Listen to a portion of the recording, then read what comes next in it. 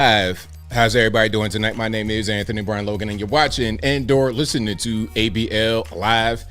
Thank y'all for joining me tonight. You could be almost anywhere in the world, but you're right here with me live on the show, and I appreciate y'all for that. We got a whole lot going on all over the internet, all over mainstream media, social media, everywhere, and I'm not sure where to start. Actually, I'm lying. I know exactly where to start. Trump and Vance versus Vladimir, whatever his name is, Zelensky, in the White House. This was a long time coming. I felt so much joy watching that. I was like a mom watching somebody's kids open up gifts on Christmas morning. I felt so good. That was a heartwarming moment. Make that into a Disney movie. I want to see that on TV, the silver screen, big screen, cell phone screen, all of that. Make that into a musical. Pump that right into my bloodstream. We'll talk about that a little bit more a little bit later. Also, DOGE is still continuing to cause controversy among the elite people. Oh, you can't have this man, this super genius come in there and audit the government. God forbid we stop gender reassignment surgery in Uganda. We'll talk about that a little bit more a little bit later. Also, did you guys see that so-called economic blackout? Okay, we're not going to shop in Target on Friday, but we're going to go stock up in Target the day before and the week before on items to get ready for the blackout. We got a whole lot to talk about, a whole lot more than what I mentioned on tonight's episode of ABL Live. And thank y'all again for being here. You guys are the best audience anywhere on these interwebs. If you like what you're hearing so far, if you enjoy the content in general, please give the video a thumbs up. Like the video, share the video, do all that good stuff. That'll help me out tremendously. We got a whole lot going on. There's a whole lot to discuss. And again, I thank y'all for rocking out with me. There's so much happening. Oh my goodness. The economic blackout, man, that is so crazy. But we will get into it. We're gonna get into everything. But again, shout out to you guys. You guys are the best. Couldn't do it without you. If you enjoy the content in general, you enjoy the video, y'all know what to do. But where are we going to start? All right. Yeah, the Zelensky topic is really big. I mean, for a very long time, Zelensky has come to the White House and disrespected the United States. Now, all that we ask is that you are appreciative. Well, really, let me just start from here before I even get into it. Before I go too far into the topic without showing videos or anything. What I want to say is I would not like to fund any of these wars. But if we're going to do that, you could at least show some respect when you come to the White House. This dude's not wearing a suit. I want to touch on the suit topic off rip. I want to touch on the suit topic. Some say, oh, his country's at war, all this, that, and the third. What that got to do with it? So because his country's at war, he has to fly to the United States halfway around the world in sweatpants. Is that what that means? Like, is he fighting the war in DC? Is he out there on the front lines with a gun? Is he putting himself at risk? This dude is a Hollywood actor at best. He might be an OnlyFans model. For real. I saw this dude with a pair of high heels and some leggings doing all this jazz. Okay, doing all this extra stuff. You know, doing the snake, oiled up, shirt off.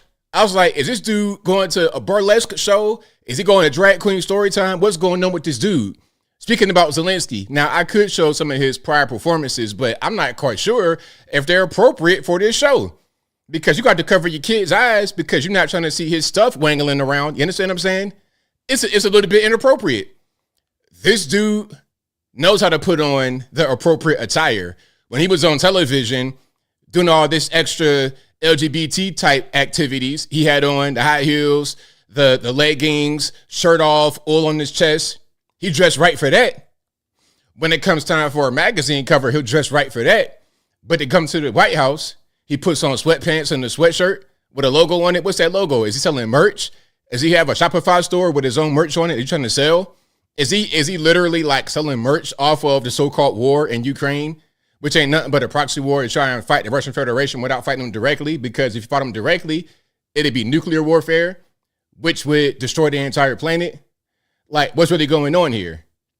I've hated him from the very beginning. As soon as I saw him start to come to the White House dressed like that, it's a lack of respect. You're not wearing cultural clothing like the Saudis with their white.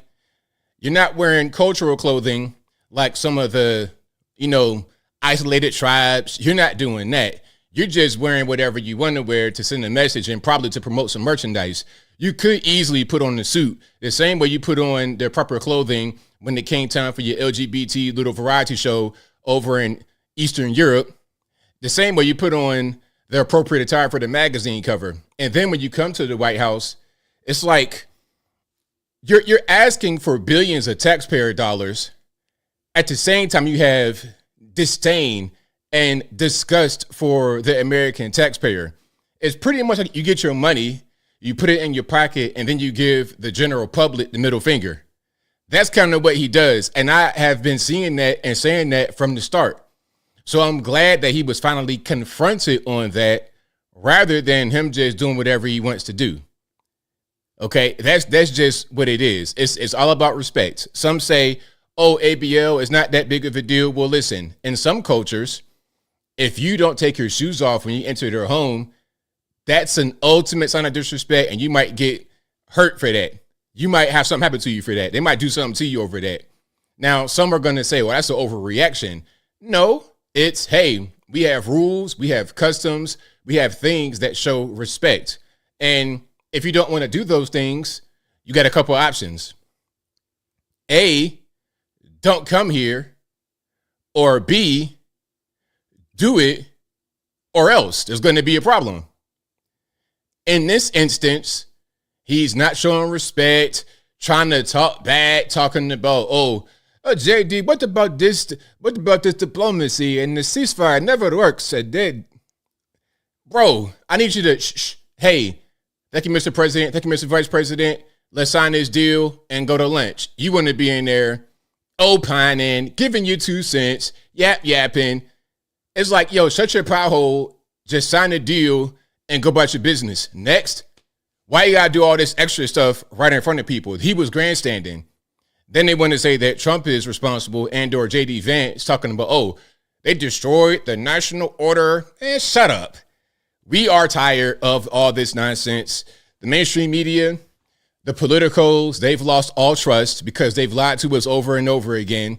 And when they don't lie to us, they say the absolute wrong thing and give out bad policy. Okay, let's shut the whole country down for years because of the flu. All right, and then when we do that, act surprised when the economy tanks and hyperinflation takes over. Anybody with a half a brain could have seen that coming. So even when they're telling the truth, even when they're being direct with what they want, it's not good. Okay, they're going to hide the truth. And then when they want to tell you the truth is not going to be anything that's beneficial. So why would I trust them or listen to them or believe them for anything?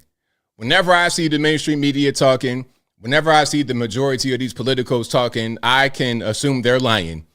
All right. Somebody might want to ask me, hey, ABL, how do you know if the media or a politician is lying? My answer is going to be, I know y'all know the answer. If you hear them talking, that's how you know they're lying. If you hear them talking, they're lying. If their lips are moving and sound is coming out, assume it's a lie. That's pretty much where we are with these people. So Zelensky, I hate, and I'm glad that Trump and Vance, and I think it was a reporter in the room, I'm glad they stood up to him. Bravo. Shout out to y'all. Hold on. Round of applause for everyone who stood up to Zelensky in the Oval Office. It was long overdue. They should have done it under Biden.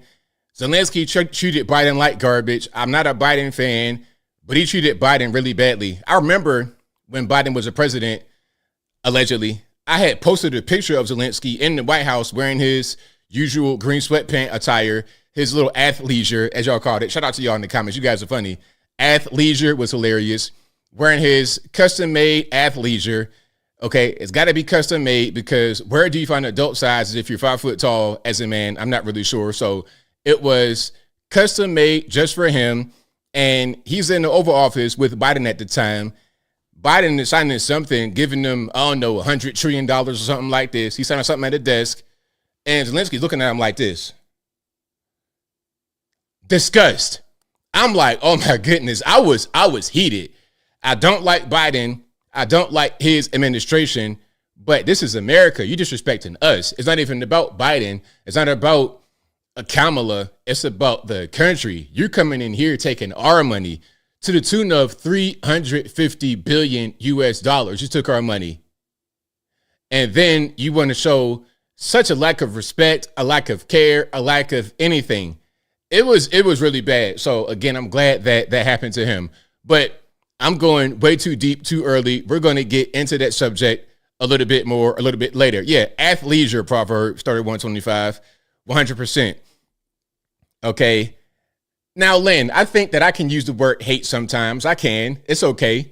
You know, people that steal billions of dollars from the taxpayer and then come to the White House and give the middle finger. That's probably appropriate. Okay, that's probably appropriate. People that sow hatred, division, disunity, all while hiding behind righteousness and taking taxpayer money, like some of the news media. I think I could say I hate those people. I think it's okay to say I hate them for their actions, not because of what they look like, not because of where they're from, not because of anything bigoted or hateful. It's because of legitimate, actual reasons. All right. So if I say that, you know that it is real. And I think most people are not going to even disagree with what I'm saying at all. Okay. But yeah, we got a whole lot going on. We got to talk about Cuomo. Andrew Cuomo, as I called, is running for mayor of New York City. I called that. I sure did. And he'll probably win, because the thing about New York City is you want to try to run Giuliani or somebody like that in there, or Giuliani-like person. That ain't going to happen, man. Giuliani was 30 years ago. You might as well dig up JFK, MLK, the KKK to replace Eric Adams if you want to think back in the past, okay? The moral of the story is it's not going to happen. You need to think about what's happening right now. You got all these LGBTQ, LMNOP, X, Y, and Z weirdos in New York City. You think you're going to be able to get a Giuliani-like person in there right now, 2025? I doubt it. But in order for you to have that kind of person in there, you're going to have people get deleted all day, every day, right there in Midtown Manhattan. Just like it's going to have to get really, it's going to have to go beyond Gotham City. You're going to have like a legitimate threat, like a terrorist block just reigning supreme in the streets before you get a true conservative mayor back in New York City. That's got to happen. Okay. Andrew Yang has no chance, because Andrew Yang is too much of a, how can I say? Andrew Yang is too much of an NPC. Like, who is it? Who is he really? Who is Andrew Yang really? The math hats, I'm not really feeling. He's an NPC. I'm sure he's a nice guy, but you got to have somebody with a little bit of personality and a New York flavor. A little bit, at least. De Blasio had it, a smidge. Giuliani, of course, was quintessential New York City. Eric Adams got it. Cuomo has it. These guys, Bloomberg, all of them have it. Andrew Yang, no. He has a better chance of going somewhere else and becoming, and like go to Rhode Island or something like this. New York City, Andrew Yang, no. If it's between Andrew Yang and Andrew Cuomo, Cuomo's going to win in New York City. Okay, Italian New Yorker, already been in government. People kind of like him a little bit in the state. They elected him to be the governor. The reason why he's not the governor right now is because he was ousted because of the Me Too allegations a few years ago. That's why he's not the governor right now, is because he was ousted. And then they replaced him with Kathy Hochul. Same thing with NBC. They're talking about what's my man's name that was on Nightly News? Lester Holt. So Lester Holt had been hosting Nightly News on NBC for the past 10 years. But the only reason why he was there is because Brian Williams, the white guy, who was a really good anchor, by the way, he got caught telling some tall tales, some war stories that were not true. And then that became a controversy enough to get him demoted off of the Nightly News. Then they brought in Lester Holt to replace him. That's how that worked. But anyway, shout out to the replacements. But before I go too deep into it, thank y'all for Andrew Giuliani is funny. But before I go into it, shout out to you guys again for being here. You guys are the best audience anywhere on these interwebs. Did I say Andrew Giuliani? Rudy Giuliani. I'm thinking about Andrew Cuomo and Andrew Yang and Giuliani. Okay. Y'all knew what I meant. Andrew Giuliani, who is that, ABL? Y'all know who I meant. The dude looking like Penguin a little bit that we all liked, who was around Trump for a while, who got caught up with the Borat dude. Y'all know what I'm talking about, man. Let's not even do that, okay? I know I'm getting old, but I'm not that old. Y'all know what I meant. Okay, Rudolph Giuliani, whatever his name is, Andrew Cuomo, and Andrew Yang. Andrew Yang, the nice Asian guy. Andrew Cuomo, it's okay, I'm Italian, I could kiss and hug. And then Giuliani, the guy who took New York City back from the streets. He was, who was the commissioner from the Batman series that was in Gotham? Gordon. Yeah, he was Gordon. He took the streets back. So Giuliani was Gordon, took the streets back. Ain't gonna be no more Gordon. Ain't gonna be no more Batman savior coming to save the day. Alrighty. But yeah, shout out to you guys again. Appreciate y'all for being here. If you like what you're hearing so far, please give the video a thumbs up. Like the video, share the video, do all that good stuff. That'll help me out tremendously. We got quite a few videos to get into. We got some street protests. We got a few more clips from the Trump, Vance, Zelensky kerfuffle in the Oval Office. But first things first, y'all know how I do. Shout out to the sponsors. Shout out to you guys for watching. I couldn't do any of it without you. Okay, even if you want to, Andrew. Shout out to you guys. I appreciate y'all. You guys are the best audience anywhere on these interwebs. Also, shout out to the sponsors. Y'all already know. Thank y'all for supporting the baked-in sponsors I do occasionally on my regular videos. I appreciate y'all for that. But on the stream, shout out to patriotpost.us, your best source of news and information anywhere on these interwebs. Their link will always be in the box, or just go to patriotpost.us. Tell them that ABL sent you. Also, let's go to ABLmerch.com. We got the Novax hats. This is the new green that I found. Shout out to the green. I love the green. Like green, that's my favorite color. Any kind of green. The kind of sage. This is called Loden, I think, but it's like an army green in actuality. Army green, like a dark kind of green with a little bit of gray tint in it. Green is my favorite color.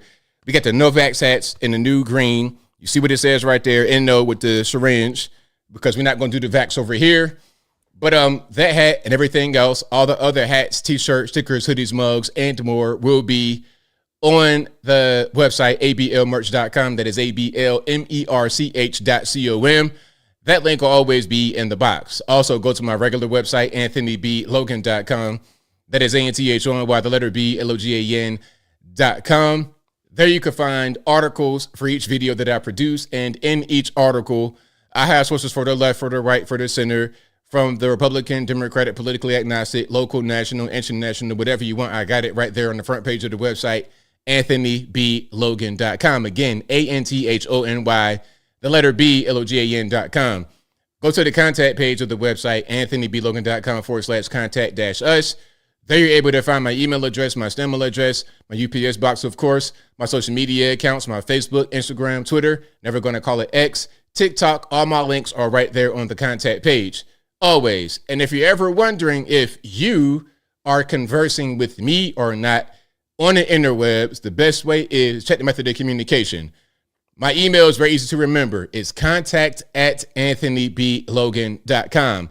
If you can't remember, go to the website. It'll always be there. Contact@AnthonyBLogan.com. If you're contacted by someone that says they have a WhatsApp number, it's 1,000 digits long, it's a random email, it's kind of sketchy, anything like that, it's not me. And typically, I'm not going to contact anybody randomly unless you're a business vendor or something like this, but it's a random person. I'm not going to just email a random person and say, hey, how's life? I'm not going to do that. If somebody does that and they say they're me, automatically assume that it's fake And if you don't assume that it's fake, you are in danger of being scammed. Anybody can be scammed. I told y'all last week. They almost got me last week. It wasn't a Nigerian man that almost scammed me. It was not him, though. It was someone else. It sent me an email. But I got an email, and it looked real. It was like a phishing attempt. They almost got me. But I'm thinking automatically defense mode when I get anything. I'm like, First of all, you sending it to the wrong email. Realize I got 1,000 email addresses. You're sending it to the wrong email, first of all. And second of all, it just kind of looks a little janky off rip, so I didn't fall for it. But I did look at it. I was like, And normally with stuff like that, I don't even look at it. So it was real enough to catch my attention. Moral of the story is, please protect yourself. People are getting scammed out here left and right. They're losing their shirt. They're losing their pants, the shoes, the belt buckle, all of that by these scammers on the interwebs. I done shown y'all the lady that got scammed by somebody talking about their Brad Pitt in the hospital for like $700,000, all kind of crazy money. So please, please, please, let's not get scammed in this year of our Lord, 2025. No one has time for that anymore. All right. Now, Fed Up asked me, it says, ABL, do you know if Z called VP Vance the B word in his language? We're going to get to that. I have that loaded up for you. Okay. So I'm going to address that a little bit later, but I got you. So hang tight. We're going to get to it. All righty. We will get to you. We will get to that in a minute. Now, first, what I want to do is show this anti-Elon protest. Y'all know that Elon derangement syndrome is a brand new thing. At first, the thing they promoted was Trump derangement syndrome. Remember that whole time? Russia, Orange Man bad. Remember all of that? That was a crazy time. And from the beginning, I knew it was nonsense. I knew it was complete and total nonsense. And I knew that all the impeachments and all the legal action was just a way to try and get him out the way. And of course I'm right, because over the past 10 years, with all the legal actions coming against Trump, because remember, this has been going on since 2015. Never before 2015 was there ever a legal issue with Trump that any of us heard of. There was never him going to court, get paraded around. That never happened until 2015. And you know what's funny? I made a post on the interweb, so I think I was on Facebook, and I posted this picture. Matter of fact, this is perfect to mention this right now because it kind of ties into what I'm saying with the whole 2015 remark. Let me just show you what I said, and I think it'll just kind of come together. All right. Now, this is about Trump's past here. I might not be able to show you the caption. Maybe I will, maybe I won't. But I'll read the caption to you if you can't see it. All right. So my caption says, Throwback Thursday to back when the black community loved Donald Trump as one of our own, before white liberal Hollywood actors on television convinced us that he was a racist in 2015. Y'all know who that is. That is the Orange Man, back when he was white. the white man, and Oprah Winfrey hugged up, hand on the chest. So what happened between then and now, Miss Oprah? Didn't you just campaign for Kamala? But weren't you a friend to Trump, the same as a lot of other folks in the black community, like Muhammad Ali, Rosa Parks, all these people, a lot of the rappers, Snoop, 50, Mike Tyson? We loved Jesse Jackson, Al Sharpton.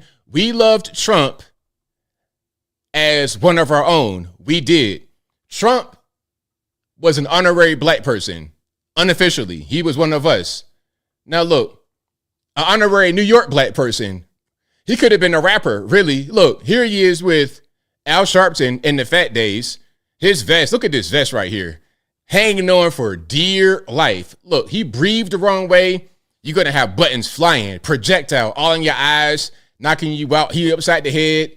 Anyway, and then we have Don King, the boxing promoter, who's famous for allegedly robbing Mike Tyson. But anyway, that's a different story. But these are notable figures in the community, and there's our president right there. Many, many years ago, 80s, 90s, we loved Trump. It wasn't until 2015 that white people, white liberal actors, got on TV and convinced us that he was a racist. And then, of course, the white liberal actors employ some of the same people in the community who loved him before, like Oprah Winfrey. And they paid him very handsomely. How much was Oprah paid for that Kamala town hall? Like $1 million? Tell me some, oh, well, we got to pay our people. Does it cost $1 million to put on a town hall?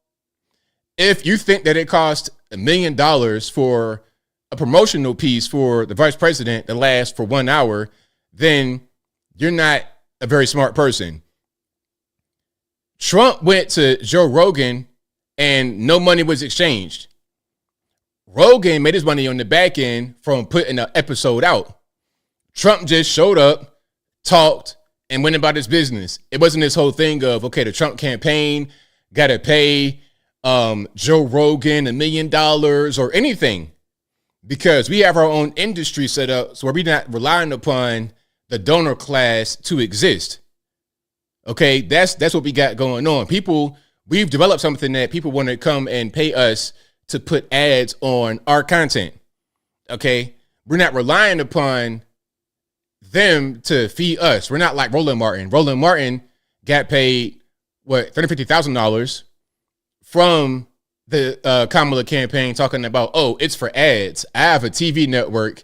Roland Martin said he got paid $350,000 from Kamala's team because he has a TV network and he puts out ads. Bro, Roland Martin, seriously, what network do you have on TV?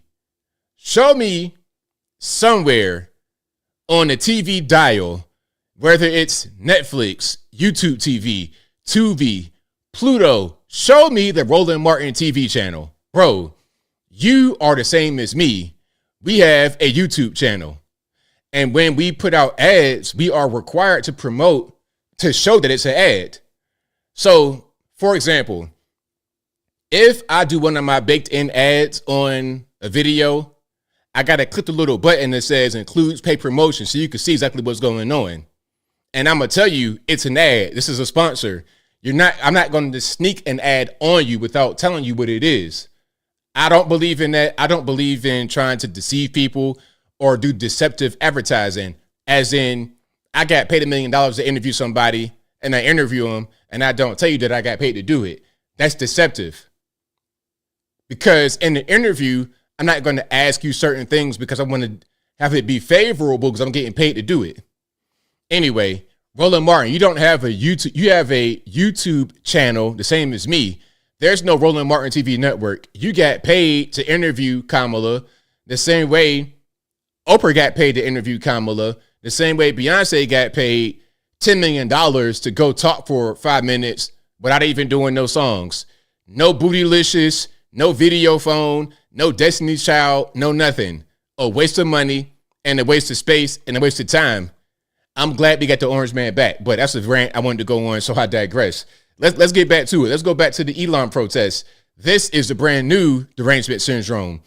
We have graduated from Trump derangement syndrome, and we have progressed to Elon derangement syndrome. And as I call it, it's Musk-Elon derangement syndrome, MEDS, meds.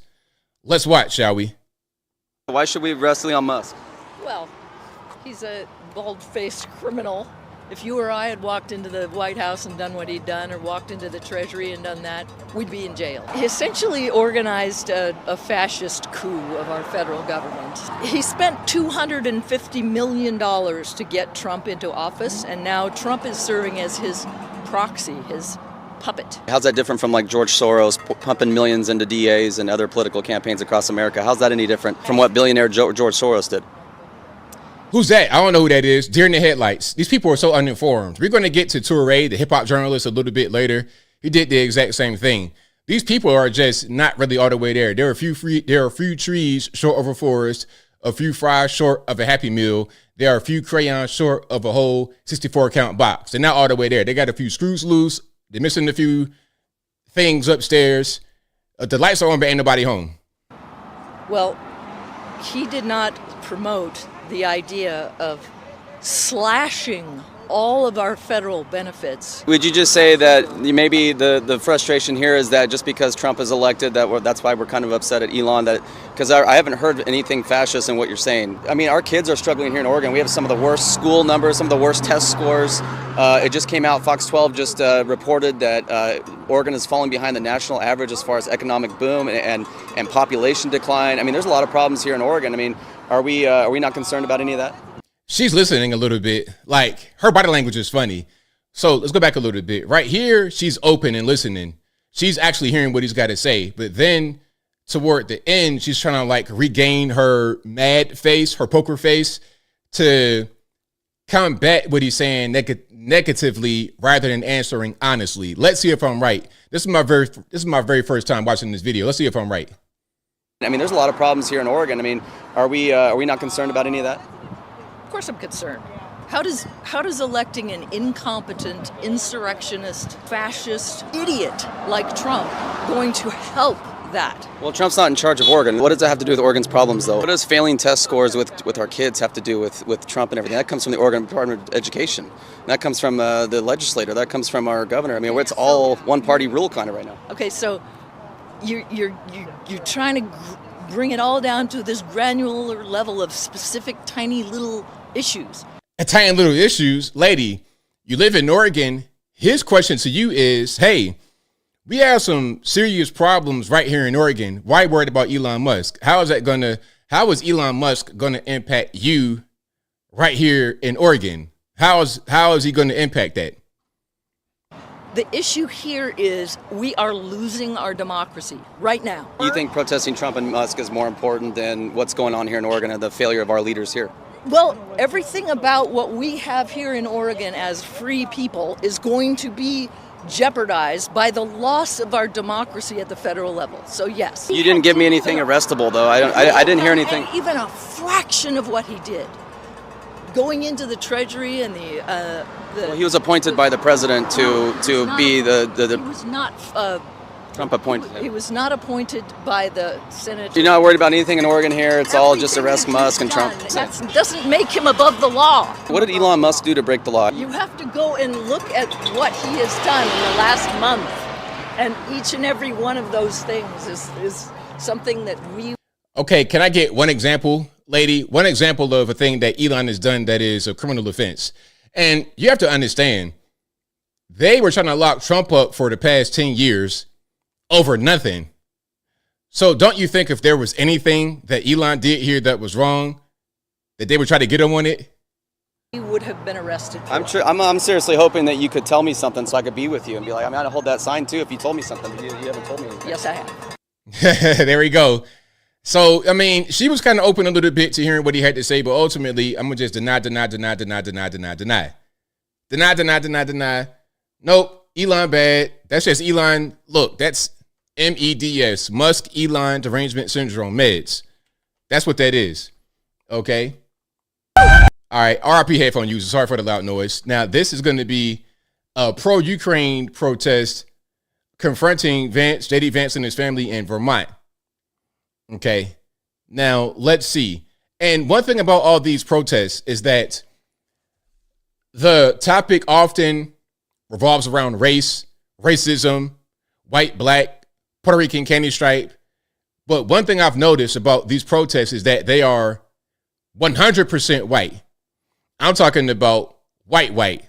I'm talking about the lady we just saw looked like somebody that could just make cookies for her grandkids all day in some suburban home somewhere in Oregon. Like a regular, grandma just chilling. But watching MSNBC and they radicalized her to go outside with a sign talking about Elon's a Nazi. So it's the same thing all over the place. They're radicalizing these people at their homes watching TV. As I said about Trump derangement syndrome, it's contagious and you catch it through TV. Let's watch this next protest.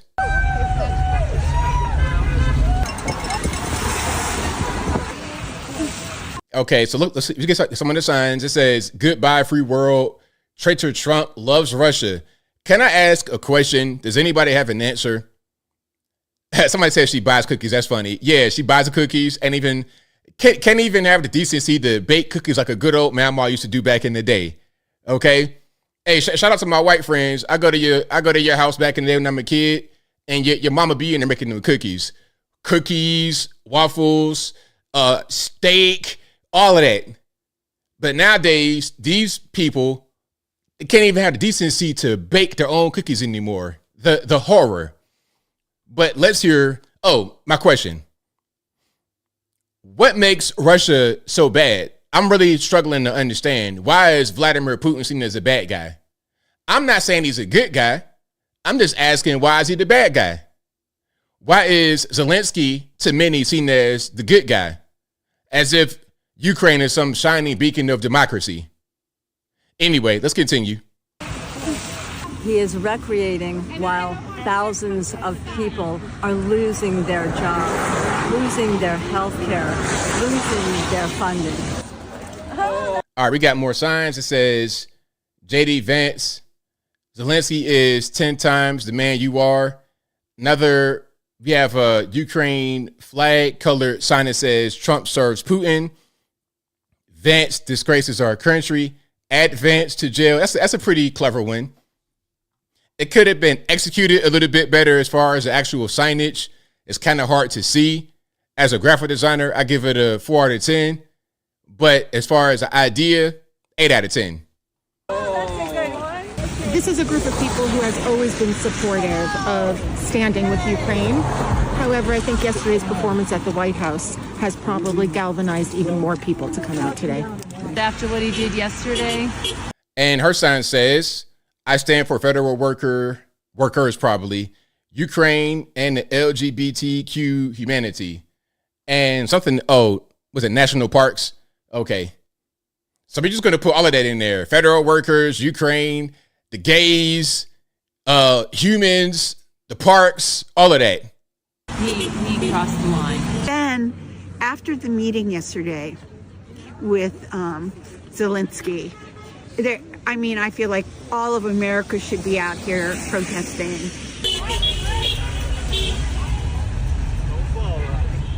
All righty. So another very diverse protest in Vermont. In Vermont. Okie dokie. Very, very diverse. Hey, to the Vermonters, you want to get some diversity? Come on down south. Come on down with me. Come on down to Atlanta. I'll show you some diversity. Oh, no, you want to stay in Vermont? Oh, okay. Cool. But I thought you guys were all for diversity. But not really. That's fine. But just say that. Now, speaking about diversity, we got quite a few migrants who are self-deporting, which is a great thing. Shout out to Trump's policies. And as I was saying many times before, they were trying to put this bipartisan border bill on this. I'm like, why do we need a bipartisan border bill? For what? Why? We don't need that because we had a secure border without a bill. They broke the border, meaning the Biden administration. They broke the border and held it hostage for the so-called bipartisan border bill to try and get more money, more little pet projects, more billions to Ukraine. So this dude, Voldemort, can get some more size 5 kid combat boots, some more sweatpants, some more cocaine for his nose. Okay. And y'all know what I'm talking about. Don't even try to act like y'all brand new to the game. Y'all know exactly what's going on with that dude. But anyway, we didn't need that bipartisan border bill. All we needed was to get Trump back in office or someone back in office who had sound policy. Let's watch. So she says that the American dream is over. It was an illusion. And she's from Venezuela. They risked their life to reach the U.S. and seek asylum. Now, in a reverse flow, hundreds of migrants, most of them from Colombia. Now, this is in Panama. So they're recording this footage right here in Panama. So they're trying to get to the USA from Panama. You're a very long way away from the USA. Hey, stay right there in Panama. They speak Spanish too, right? Why you want to come to the United States? Is it you're an economic migrant or are you trying to flee poverty and whatnot? Hey, you know what? I'm from the hood. I'm trying to flee poverty too. So can I break into your house? Elizabeth Warren, Pocahontas, listen, as a fellow minority Pocahontas, why can't I crash at your house? I'm trying to flee poverty too. Oh, is that not how it works? I can't break into your home while trying to flee poverty, but I can break into the country to try and flee poverty. And if we say, hey, those who broke into the country illegally should be arrested and maybe even, deported, we're somehow racist, okie dokie, I digress. Now, in a reverse flow, hundreds of migrants, most of them from Colombia and crisis-stricken Venezuela, have turned back to the countries they left in search of a better life. Many waited for months, some even more than a year, to formally apply for asylum in the United States using the Biden-era CBP-1 app. Their hopes were crushed once the app was shut down immediately after US President Donald Trump took office. Salimos de nuestro país con otra manera de ver las cosas, de que vamos a llegar a Estados Unidos y vamos a estar mejor que en nuestro país. So they left Venezuela to try to come to the USA for a better life. Does that mean that you were trying to flee violence, poverty, you're an asylum seeker, like a true asylum seeker, or you were just trying to upgrade, you're trying to get some money? Let's be all the way real with what's happening here. You were trying to get some money, the same as 99.99999% of all the migrants. En otros países y la verdad no se nos dio, bueno, y no estamos regresando. And it didn't work out, so now they're going back. The Trump administration has been cracking down on irregular migration, having pushed for deportation flights returning migrants to their home countries. However, many of those who have given up the hope for a new life in the US are traversing the continent on land to make it back and pay smugglers to take them from Panama to Colombia on boats. Well, let's not act like they didn't pay smugglers to get to Panama in the first place, to get past Darien Gap. Let's not act like they didn't do that. Listen, all of these migrants from faraway places and Mexico even, they're paying coyotes a lot of money. They're paying these smugglers more money than the average American has access to at all. $10,000 for a one-way trip for one person. $5,000, $10,000, $20,000 for a one-way trip for one person. And if you're not successful, well, in the refunds, try again. That'd be $10,000 more dollars for one person. Give it up right now. 10,000 US dollars, not pesos. 10,000 US American cold hard cash dollars for a one-way trip. Do you have that much cash to just gamble? I don't think so. Most of us don't. This way they don't have to take the dangerous trek through the Darien Gap jungle. Nevertheless, the journey is perilous. According to Panamanian authorities, just this February, a boat carrying 90 migrants capsized in the Caribbean, claiming the life of an 8-year-old Venezuelan child. That's why they shouldn't be making the trip. Just stay where you are, and it wouldn't have happened. Las personas que retroceden por sus propios medios. And somebody says, y'all love Ruskies. Ruskies? Like, how old are you? Who says the word Ruskies anymore? Is this like 1987? Like, what's going on? Or did the Cold War just end? What's happening? Are we still trying to knock down the Berlin Wall? This is 2025. Can you upgrade your slang software, sir? Good grief. Ruskies? Who says that? Hey, if you say that to a person that's like 30 years old, they'd be like, what does that mean? I've never heard it in my life. A 30-year-old person would say that they don't know what the word Ruskies mean. I barely know what it means. Que van como nosotros sin un pasaporte, no puedes agarrar y meterte en un aeropuerto y volar un avión con un pasaje, no, porque no tenemos un pasaporte. So they don't have passports, blah, blah, blah, blah, blah. Listen, at the end of the day, they're having to go back because we're not just accepting all these people coming over here just trying to steal money from the USA and send it back to their country of origin. It's just that simple. A Ruski. Yeah, as that King Chris says, I've never heard of a Ruski and I'm 32. Exactly, because listen, you were born well after that term was popular. That's like Joe Biden saying phonograph. That's like a phonograph. Who's had that in their room at all since the 1970s?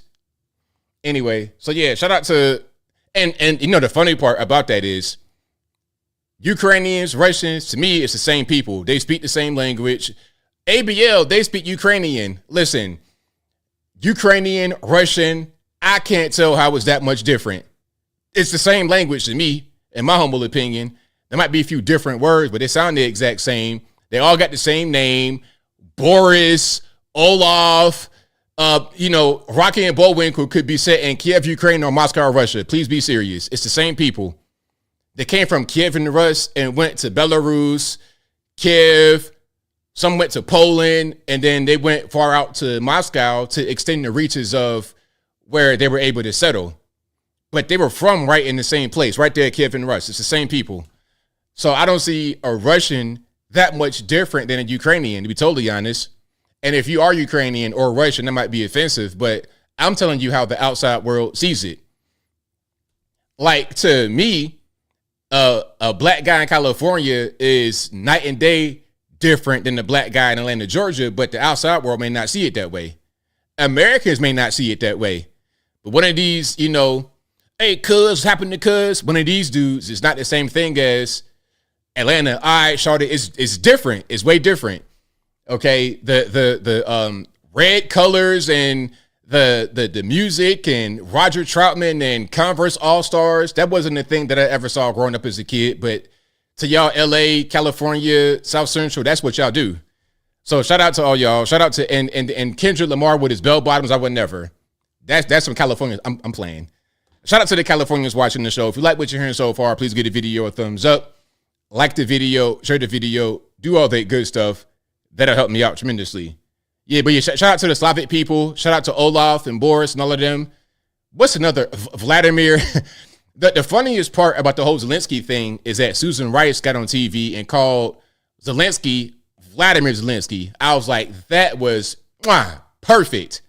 Because really, okay, you got Volodymyr Zelensky. It sounds like Vladimir Putin. It's the same people. That's what I'm trying to say.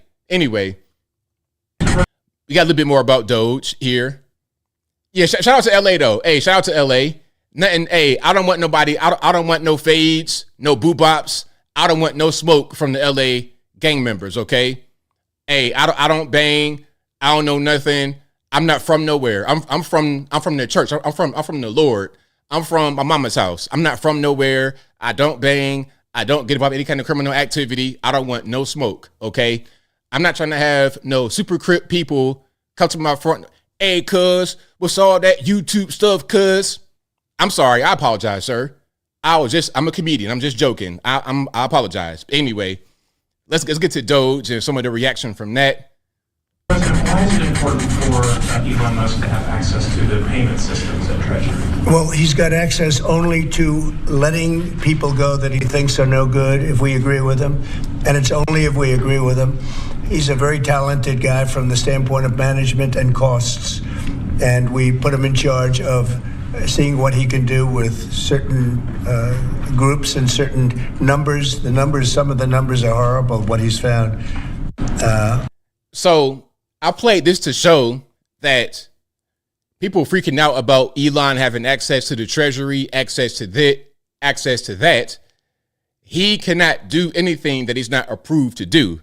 He can't just go in there and do whatever he wants to do, and that's it. He's in there for a specific reason, to make recommendations, and if they like what he proposes, okay, green light. If they don't, then it's not going to go forward. Red light. It's very simple. But normies think that Elon Musk has carte blanche to do whatever he wants to do. The same as the president to a certain extent, although the president, of course, has checks and balances. The funny part is they think that Elon Musk has more power than the president, and the president has limited powers. He can't do whatever he wants to do because you got Congress, you have checks and balances in place to prevent people from becoming kings and dictators and whatnot in this country. Now, you go overseas, it's not quite that way. You go to China, North Korea, Ukraine, etc. It's not quite that way. Okay, let's keep on going here. Here's Tucker Carlson talking about Elon acquiring X. Well, Twitter, now known as X. Well, Elon Musk has been great for American society so far, in that he's allowed uncensored news coverage, on X, for which he paid $44 billion. The company was valued at 22. So, even for a rich man, a $22 billion loss is a lot, and he did it, I think, because he thought the promise of America is free speech, and we didn't have it. So that right there is a historic addition to the United States. Where do we go from here? Does he, get out over his skis, promise too much, attempt too much? Possible for all of us. But the United States was founded on, if there's one idea in the United States that's foundational, it's the citizen has a right to say what he thinks. And we couldn't do that until he bought X. So God bless him. For real, because that was really kind of a groundbreaking acquisition to be able to get Twitter, make it be X. It's better now than it ever has been. And I've been on Twitter since it started in 2008. 2008, I was on Twitter long time ago, right when it first started. People didn't know how to use it. They didn't know what it was. I remember being in the office we had in our ad agency, and a friend of mine was like, yo, what is that you on? Like, what is this, Twitter? I had to explain it to him. It was like, hey, man, you got to just get on it and start to use it and really experience it. So I was there at the very beginning of Twitter, and I like the fact that Elon came in and just took it over and made it be so much more than what it was. It's just better overall, in my humble opinion. In my opinion, Twitter is like a search engine that's interactive, and I like that a lot. I like that a whole lot. I search all the time. I'm looking up everything on my phone all the time. I'm always trying to learn, and Twitter is a good resource for that, for sure. And it is not a censored thing. The advertisers collude with the government to censor content because advertisers are what keeps these platforms alive. YouTube is like this. That's why we can't really say certain words on YouTube, deleted and all kind of stuff like this, because the advertisers want things to be a certain kind of way. Now, is that as bad as it was during the apocalypse time many years ago? But it's still kind of like that, which is why I'm on many platforms. So if I want to just say what I want to say with zero filter at all, I can say it on Twitter. YouTube, I get my point across here. It's not too bad on YouTube as it was. So it's still pretty good here. Facebook is probably the worst place yet. They still got to kind of get it together with the censorship. You can't do anything over there. Anything. Criticize the LGBTs. They're trying to fix it now because we got the new, head honcho. We got President Trump in town. A lot of what happened with social media during Biden was from the Biden administration threatening and all kind of stuff like that. Calling Twitter, talking about, hey, check it out. You're about to get some fake information from Russia about President Biden's son smoking crack. Now, this is going to be fake. Don't believe it. Don't let it get out there. And then when the story came on Twitter, it had to get deleted. People were getting their accounts banned because of the federal government's threats. So that's part of it. That's part of why things were heavily censored. The federales and also bad ownership, bad leadership. Now, here's a clip about the public support of DOGE. Check it out. Brand new polling, which shows overwhelming support for the DOGE cuts.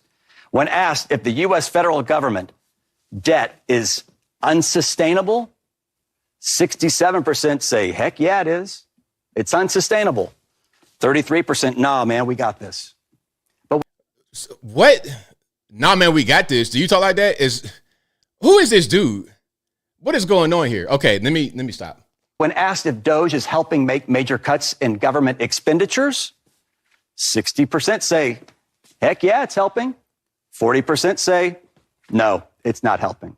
And finally, when asked if DOGE should have access to the sensitive data, remember that one? 58% say, heck yeah, give them the access, compared to 42% who say, no, don't give them the access. So we want to dive further into this now with Robert Bluey. He's president and executive director of the Daily Signal. All right, but we ain't gonna play the whole thing right there, but you get the numbers right here. So most of us support what's happening with DOGE. Most of us. So what they say, democracy, right? Oh, they're trying to kill democracy. Nah, they're trying to kill it because democracy isn't that like, okay, well, 55% of us say this, 45% of us say that, so 55% wins. In a true democracy, which we're not, by the way. But if they thought that we're a democracy, that we are a democracy, if they think that, then why would they reject the majority of Americans supporting DOGE? How is the majority of Americans supporting a thing anti-democracy? Isn't that the heart of democracy? Again, I know we are not a democracy. We are a republic with a constitution. But to those who are out there wearing the Ukraine colors with signs, talking about Elon's a Nazi, all this, that, and the third, this is democracy right there. The majority of us support this. Also, the majority of us voted for this. So what's the problem? I don't really understand. Anyway, I digress. Let's keep on rocking and rolling. Now, this was so funny. TV, cable news is a funny place. The majority of these people are morons.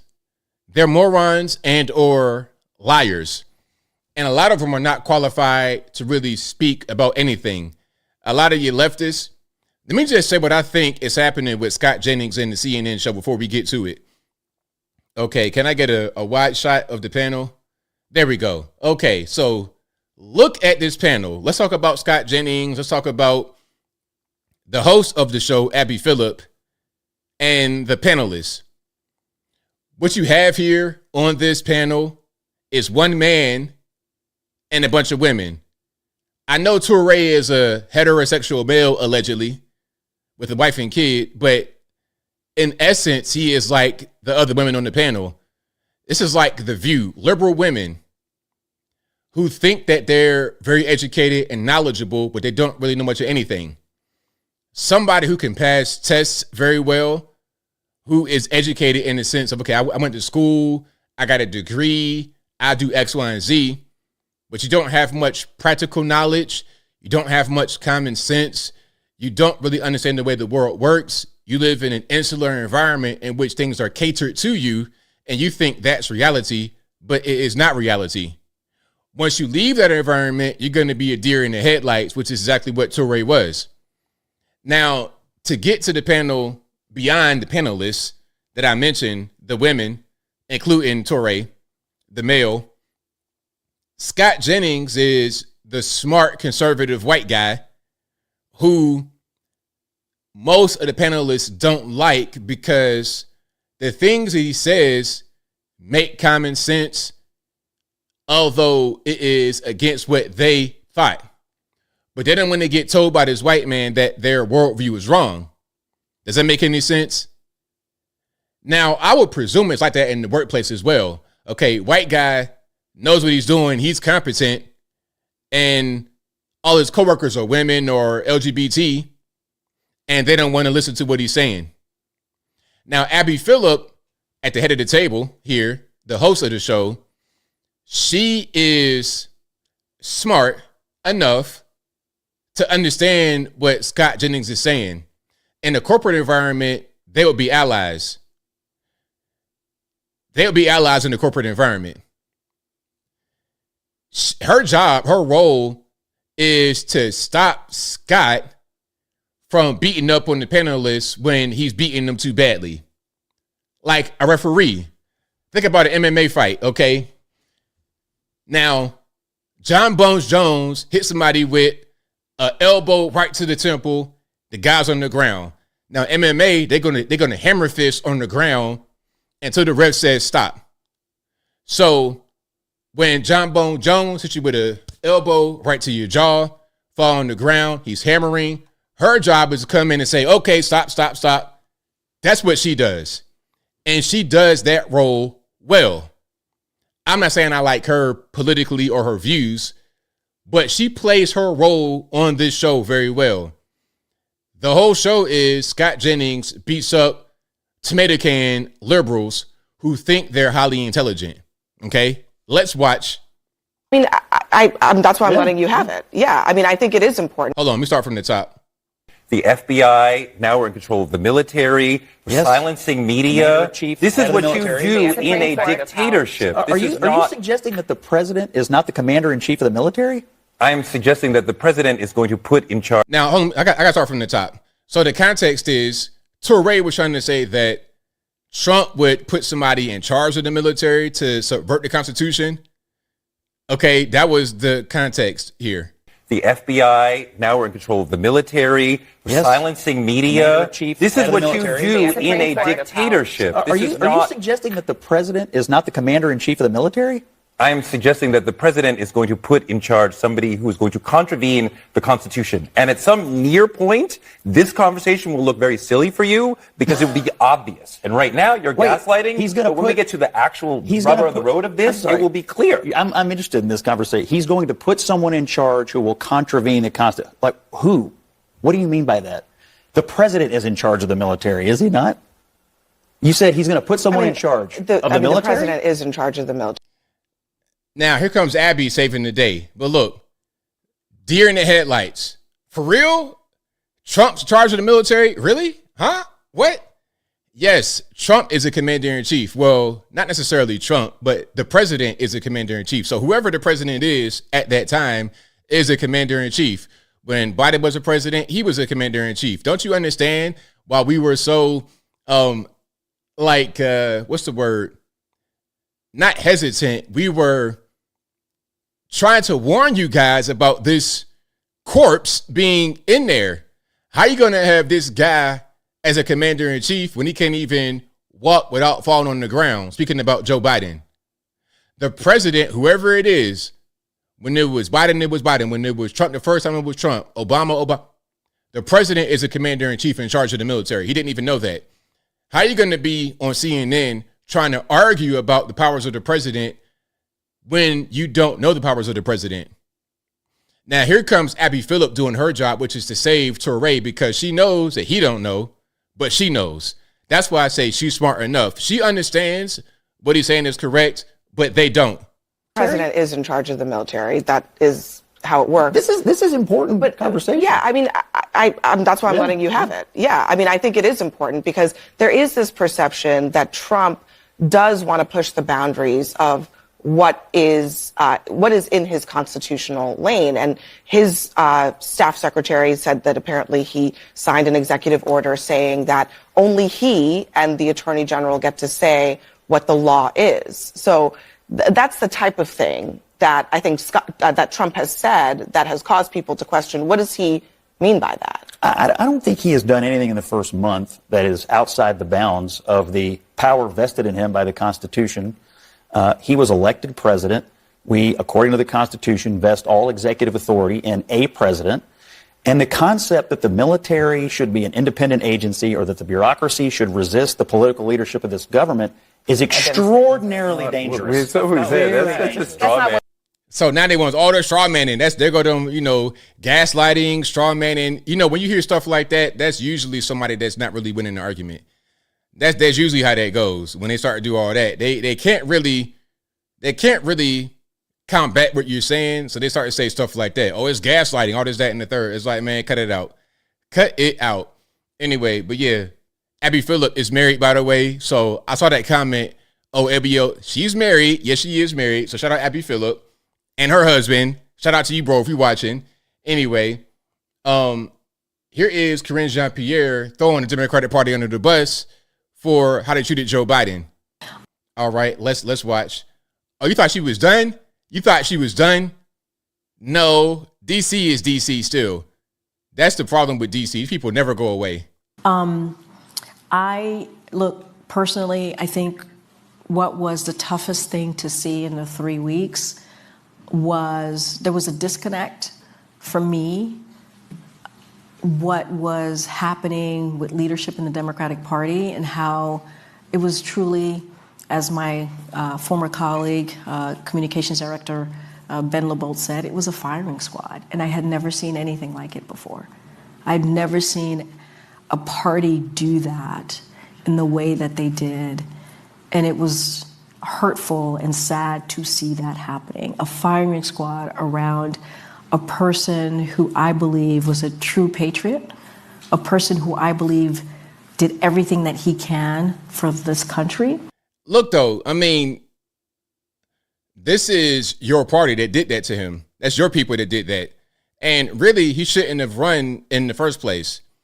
See, what they think in the Democratic side is that they think that Biden sacrificed himself for the country because they knew from the beginning that he really couldn't run, that he probably shouldn't run. So they saw it as a sacrifice. He had to do that because if he didn't do that, then Trump would have won. That's what they're saying. But see, they probably were not honest with him and say, hey, Biden, what you got to do is go ahead and step down in the second year. We wouldn't have had somebody else come in. But they couldn't do that anyway because they would have had to pick Kamala. How you going to go around Kamala? If Biden was to step down or quit before the end of the 4 years, they would have had to appoint Kamala as a president. And of course, she would have been the front runner. How are you going to try to primary Kamala, the first black female president? How are you going to primary her?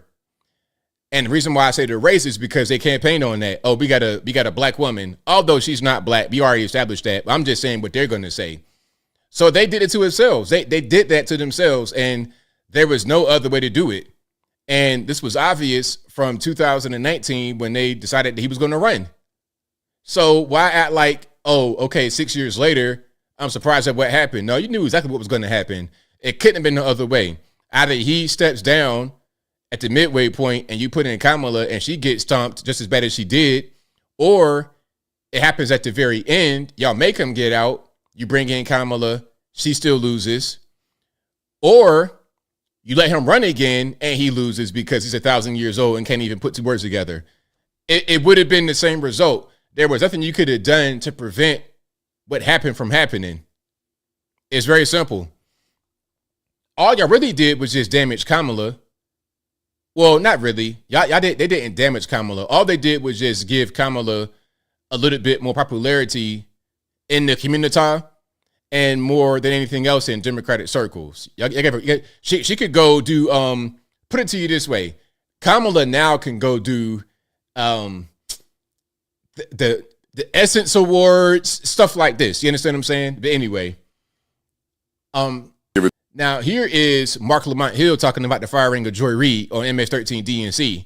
And it gets kind of deep because we got corporate stuff going on. Let's watch some of this, shall we? To me, man, I am outraged. I'm frustrated. I'm angry. Joy Ann Reid, the host of the Read Out at 7 p.m. at MSNBC, was let go. They announced it this Sunday. Now, a little bit of context. This guy, Mark Lamont Hill, is a journalist, a professor, I believe, and he's also been on TV. He was on CNN back in the day and got fired. In the New York Times. From what I understand, talking to her team, they found out in the New York Times. They didn't find out from the network. They found this out. This is all part of a process. Maybe 2-3 weeks ago, Rashida Jones stepped down as president of MSNBC, the other Rashida Jones, and not Quincy Jones' daughter. And she, when she stepped down, she was replaced by somebody who just overhauled the whole network. They said it was because of ratings that Joy Reid was let go. I don't buy that fully because nobody watches these cable news networks anyway. They all got shitty ratings, but everybody with shitty ratings wasn't cut. Sorry for the cussing. And the people with the shittiest ratings weren't the ones at the front of the line getting cut. When you look at the image on Sunday, it's Joy Ann Reid. When you look on Monday, it's Joy Ann Reid. It's Jonathan Capehart, a brother who had a Sunday show. It's Ayman Mohyeldin, the Egyptian guy. Katie Fang. I mean, it looked like the Rainbow Coalition of people getting fired from MSNBC. And Lester Holtz stepping down from NBC. So it's just a lot of brown people, a lot of black people. And from what I can see, it's people who didn't kiss the ring. You know, since Big T, as y'all say, came into office, he's been running up in these. So are we going to blame Trump? Are we going to blame President Trump for these individuals being fired? Is that what we're going to do? For real? Okie dokie. These corporations and these media outlets telling people, if y'all want to play ball with us, you're going to do what I say. It's not like 8 years. Or else. It ain't like before when all the networks are like, we're going to be the loyal opposition. We're going to challenge Trump. We're going to beat Trump. Now they want to be in bed with Trump. And Trump is like, I don't like Joy Ann Reid. He's been very explicit. I don't like her. And he's pointing at certain people. There's also people who've been critical of certain things. Those are also the people who are getting laid off. Like the Gaza-Palestine thing, yeah. Fired and let go. And the new president of MSNBC, Rebecca something. Cutler. Yeah. I remember her name because she's the person who fired me from CNN. She gave me the call. I'm not blaming her. I won't say she fired me. She was the one who gave me the call. Got it. I actually think it was above her, so I don't blame her for that. But what I am saying is that the business is the business, and it seems to me that MSNBC is in a new zone. All cable TV is in a new zone, which is we're not in a diversity game anymore. We're not in the both sides game anymore. It's getting more and more right wing, and I think it's a message for all those black people out there protesting. Please stop protesting to get people their jobs back. One, it doesn't work. Ain't nobody ever got their job back from people protesting. Let me just stop right here. So he's talking about the networks are going away from diversity, all this kind of stuff. Now, the problem is what he's failing to mention is a rise of the podcast. And it's funny because he's on the podcast right now, which is a pretty big one with Joe Budden. You don't understand the power of these podcasts. Joe Rogan, like Trump going on Joe Rogan is bigger than any press appearance that Kamala did combined. That's the problem. So they're realizing that they can't compete with that because Joe Rogan speaks to men. MSNBC, CNN have built their whole platform on being female and LGBTQ LMNOP catered and kind of an elitist type of thing. And then they look at the so-called minority as inferior. So that doesn't work anymore. That's the problem. Their influence is beginning to wane. They spent $1.5 billion on the campaign for Kamala Harris, and she got curb stomped. Trump spent a fraction of that, and it wasn't even close. That's the problem. So they're trying to fix that.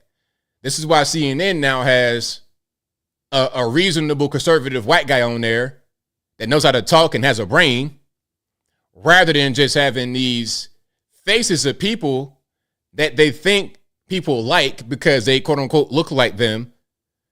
But the truth is they don't connect to them because they're morons. I connect more to the white guy in Scott Jennings because he thinks the same way I think. I don't care what his skin color is.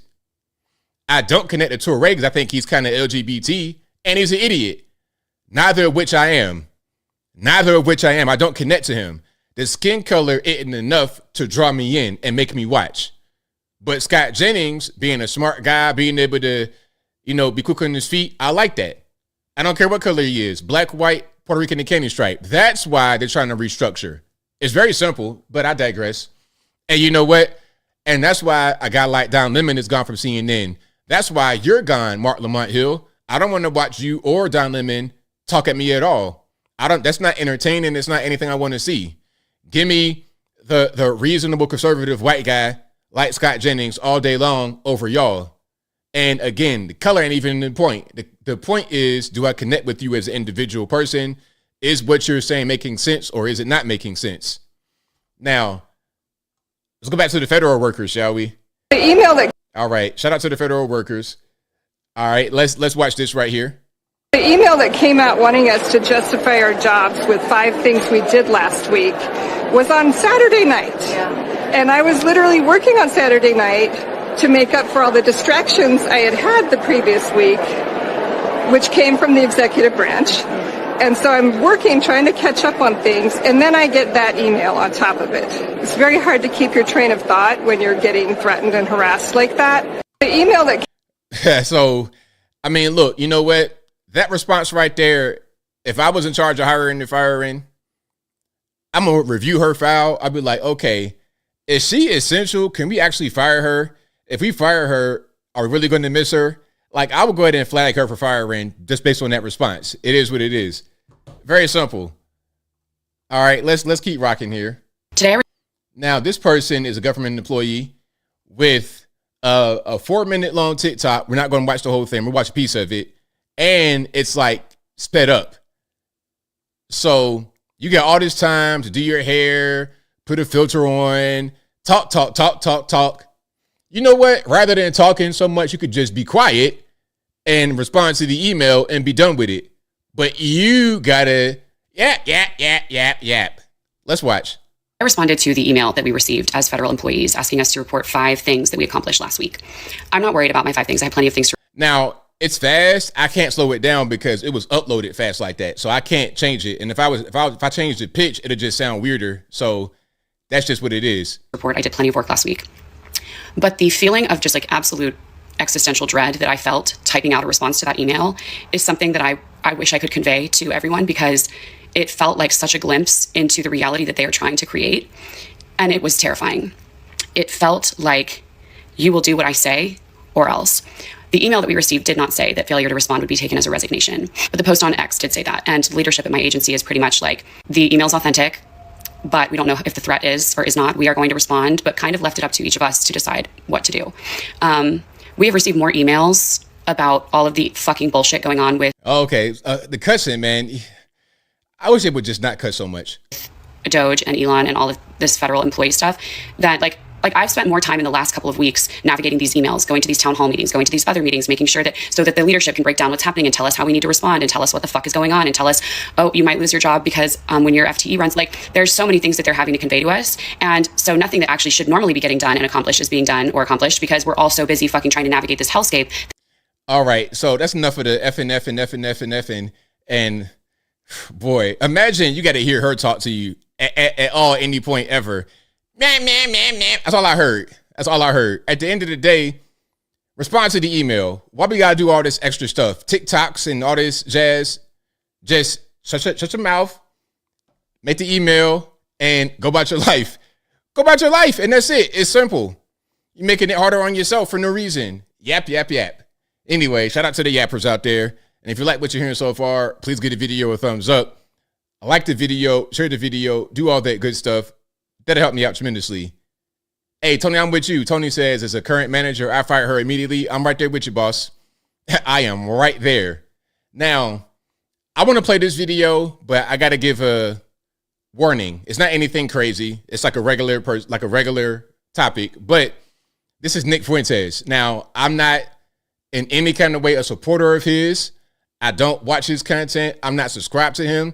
I think he's a twink on the down low. I'm gonna just put it out there and say it. And I think that I'm right about that. But I want to play this video to address a greater point that's bigger than him. That is a problem for many of us in red states where we get a lot of California expats and whatnot. All right. So let's watch. And let me put it on the screen. Van Fleet sent $5. Leaving Chicago for OKC was the best decision I ever made. It's the best major city in the country. Oklahoma City, dude. What are you, on drugs? Yeah, I'm gonna go to Oklahoma. I'm gonna get a big 10-gallon hat. I'm gonna walk around like this. With my belt buckle. Hey y'all, I'm in Oklahoma. What are you, high? You think I would ever? I'm gonna live in Oklahoma where it's fucking 10 trillion degrees and the whole state is red? I don't think so. I've never been there, but I don't think so. I don't know what's wrong. I actually like liberals. I actually like living near and around liberals. I like living around them. They're cultured. You know, I don't want to eat barbecue all the time, actually. I don't want to eat a bunch of smoked meat in, like, syrup. Because that's what's good food down there. You say, what's your specialty? So we smoke meat, and then we cover it in syrup. We cover it in sweet and spicy syrup. Oh, that's great. What else you got? Mac and cheese. So that's cheese sauce on noodles. Do I have that right? So this guy is supposed to be a conservative dude, super Christian, Catholic, or whatever, but he says he'd rather live around liberals than conservatives for the most part. That's what he says. Now, this is often the mentality of your California expats. Not all, but we know what Austin, Texas is. That is Nuevo California.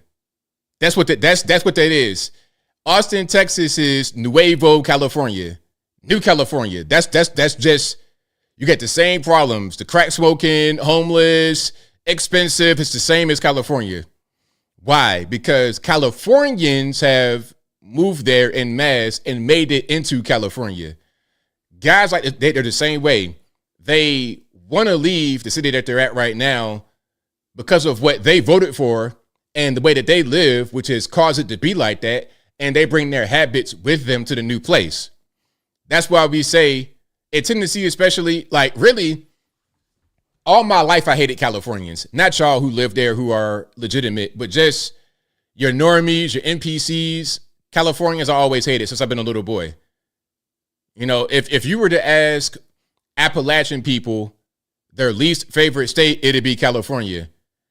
And what are going to be the main things we say? Gay, expensive, what else? Gay, expensive, condescending. I'm gonna give you an example. There's a YouTuber. What's his name? I think his name is Nick Johnson. He goes around doing travel videos, and he interviewed a guy in Morgantown, which is not even really like in the middle of it. It's kind of like Pittsburgh, basically.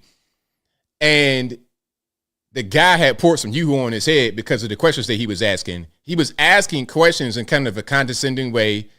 He's talking about people that just live there as being backward and uneducated and all this, that, and the third. It's condescending. We don't like it. And the guy, Nick Johnson, is a Californian, a so-called conservative Californian, but he's a Californian. That's why we don't like them. Okay? And guys like that, it's the same way. Listen, when you are in Rome, do as the Romans. You don't like barbecue. You don't like this. You don't like that. Stay where you are.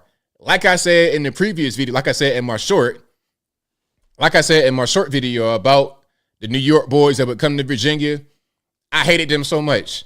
Okay, we be in middle school, 6th grade.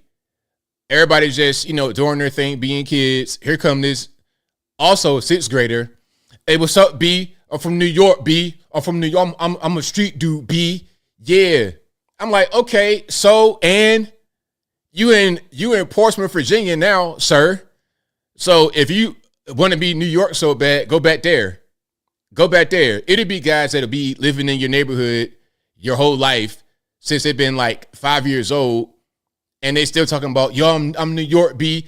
I'm like, bro, you didn't experience any kind of hardships. Okay, you left New York when you were 5 years old, and you were living in Hempstead, Long Island, or something like that. Please stop. Please stop. You are the same as us at this point. You don't need to go to New York for the summertime. You stay right here in Virginia and be playing basketball and going to parties with us. Anyway, the moral of the story is, when in Rome, do as the Romans. You want to be in Rome and live as some barbarian, you could go back to Barbarianville with that. That'd be kind of how I look at it. Anyway, the New Yorkers I used to hate so much. Oh my goodness, they were the worst. Worse than Californians. Not all. ABL, I'm a New Yorker, I get it. Not all. Don't get offended. Y'all know who I'm talking about, though. Some of these New Yorkers, y'all hate in New York. Overly aggressive, Timberland boots. A lot of them be fruity on the down low, but that's a different story. Anyway, speaking about New York, we got your boy back. Andrew Cuomo has put his hat in the ring. Now, he put out a 17-minute video. Clearly, we're not going to watch all of that. We're going to watch a few seconds of it. But here is his announcement that he is running for mayor of New York City. And before I play it, is he going to win? Is he going to be the next mayor of New York City? And if he's not going to win, who's going to beat him? Eric Adams, can he run again? I'm not quite sure how that works. Who would beat Andrew Cuomo? Who would become mayor if not Cuomo? Let's watch a little bit of this. Hello, I'm Andrew Cuomo. Let me start by telling you what you already know. New York City is the greatest city in the world. There is no other place like it. And as in life, we have had times when we are at our shining best. And there are times when we struggle and endure great hardship.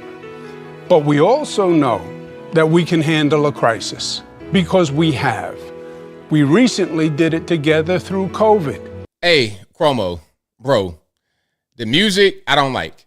I think what you should do, here's just some friendly advice. Take it or don't, it's fine. It don't matter, because New York I hate. But anyway, I'm just playing a little bit. But anyway, I would come with a more direct approach, not this flowery kind of fruity music. I want you to be more direct and connect to people more. And this can be a short introduction video. I don't like the way the music is. Maybe it's a donor video. Maybe that's the purpose. I don't know. But if you're trying to connect to people, you need a short kind of TikTok-y length video. I'm not saying do no TikTok dances and things of this nature, but more short and sweet, direct, straight to the point. 2 minutes, be frank without all the flowery music.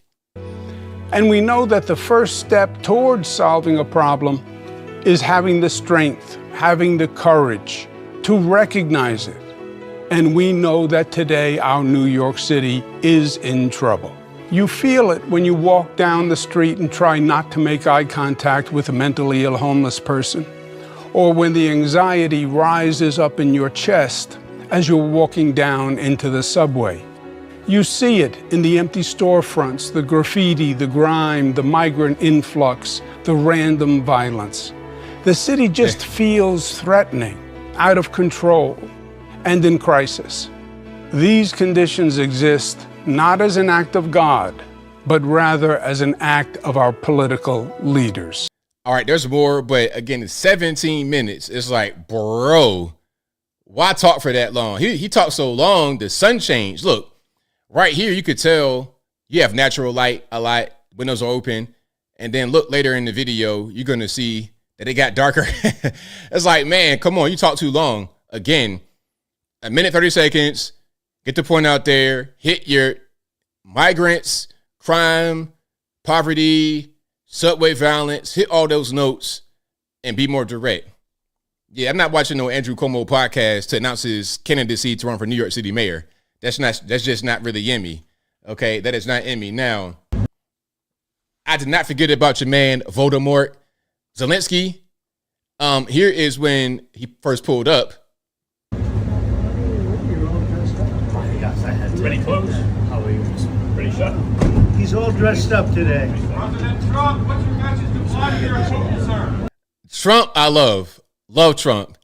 He's all dressed up today, obviously pointing toward this this sweatshirt type of outfit, which is not dressed up. President Trump, you got enough. President Trump, you got enough. Thank you very much. Thank you so much. You're all dressed up. Wow, but yeah, the whole thing with not wearing the suit, I hate that so much, man. Please put on the suit. Listen, when I went into the White House many times, of course I had on the suit. It was young dudes in there, young guys, 17, 18 years old. One young dude that drove from Texas, 24 hours he drove from Texas to go to D.C. to be in the White House, and he had a suit on. Okay? So if you got kids, basically minors, driving from Texas to D.C. to go to the White House and they got a suit, why can't this man who flew a private jet, first class, whatever, why can't he put on the suit? It shows a lack of respect. It shows disdain. It shows self-aggrandizement. I don't like it. I think it's a slap in the face and the middle finger, personally. I think it's terrible. And, you know, it's just like, I can't really put my head around it, because even when I was a little kid and you have no money, you still, what's a black boy church outfit? Y'all know what it is. White shirt, black pants, black shoes. Okay, that's a black boy church outfit. You don't put that on, you're in big trouble. You getting put on punishment. Your grandma gonna slap you right in the head. Where's your shirt? And don't let it not be pressed. Don't let it not be ironed. Oh yeah, you getting in trouble for that. So if I'm 6 years old getting in trouble for not having my church clothes appropriately set up, then this guy just not wearing the suit, it just kind of stomps on all of that. I don't like it. I don't like it. All right, now here's a question that was asked about this suit from a reporter. Okay, let's watch. And the mainstream media, of course, want to characterize him as some kind of far-right figure. No, I don't think so. I think that he's just asking a logical question that many of us ask or want to ask as well. But he was able to ask him right there in front of him, which I thought was fantastic. Let's watch. That's right, Monique. Starch and press. I was just thinking that. Yep. Get that starch out there and you press it. And for me, I do it the morning before, because granddad and them, they would tell you, okay, get your clothes ready, starch it, press it, iron it in the morning, have everything set up. Your socks, your pants, your shirt, your shoes, have everything set up. And if you don't, you're in trouble. Making them late for church, oh man, you get in the B10. But anyway, let's watch. Second question. My second question for President Zelensky. Why don't you wear a suit? Why don't you wear a suit? You're at the highest level in this country's office, and you refuse to wear a suit. Just want to see if do you own a suit? Yeah, problems. A lot of Americans have problems with you not respecting. I don't have such. Office. I will wear costume after this war will finish. Okay. Yes, maybe one. Maybe something like yours. Yes. Maybe something better. I don't know. We will see. Maybe something cheaper than. Yeah. Thank you. Thank you for. I mean, that was a completely BS, ridiculous answer. Completely BS and ridiculous. I mean, I don't like Zelensky. I really don't like him at all. An actor at best. Just, Yeah, so y'all say he's from RSBN. Okay, that makes sense. Shout out to RSBN, Right Side Broadcasting Network. Shout out to him. Pardon me for burping here. Let's get to the exchange a little bit, shall we? What kind of diplomacy, JD, you are speaking about? What do you mean? I'm talking about the kind of diplomacy that's going to end the destruction of your country. Yes, but if you are Mr. not President, strong... Mr. President, with respect, I think it's disrespectful for you to come to the Oval Office and try to litigate this in front of the American media. Right now, you guys are going around and forcing conscripts to the front lines because you have manpower problems. You should be thanking the President for trying to bring an end to this conflict. Have you ever been to Ukraine that you say what problems we have?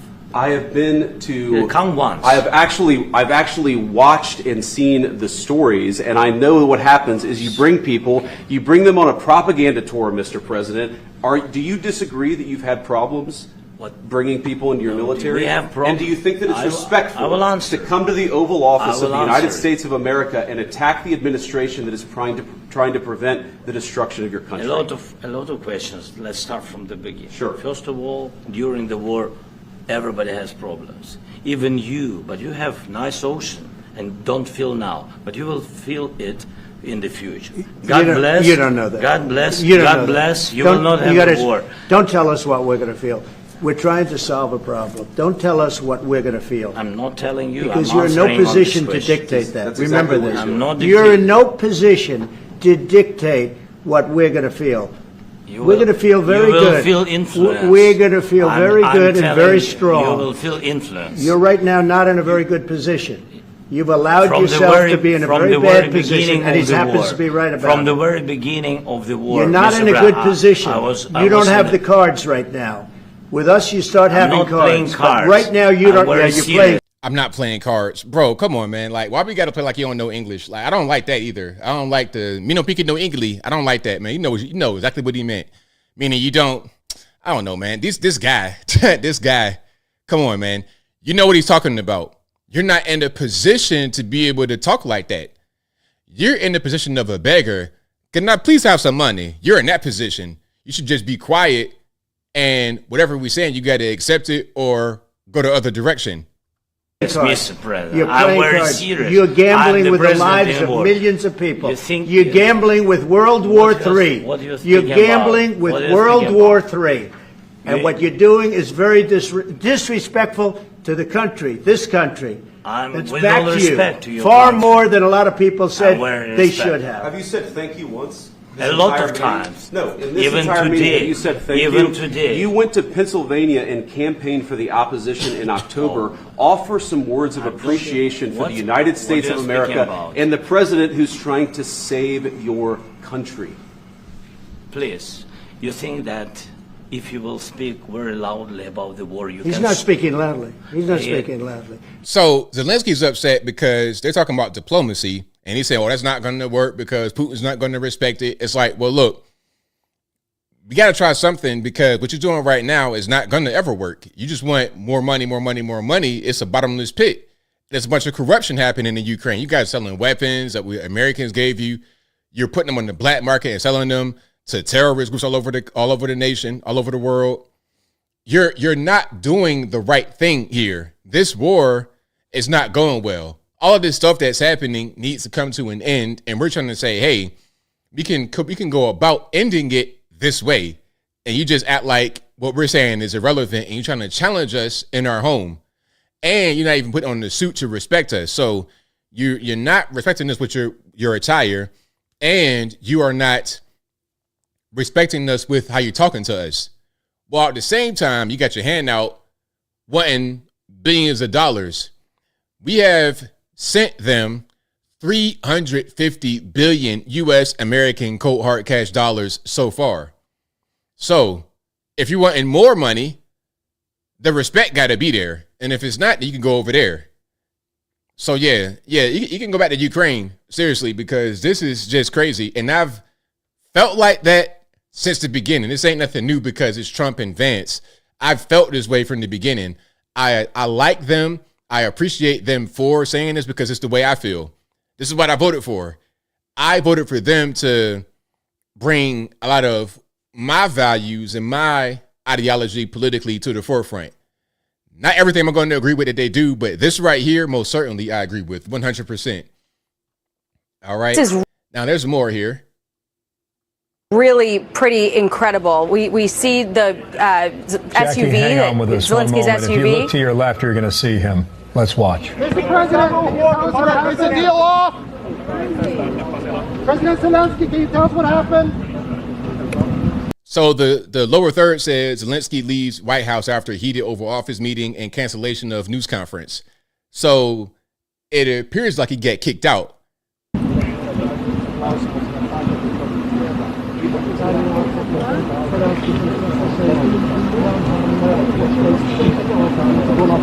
All right, so get kicked out of the Oval Office.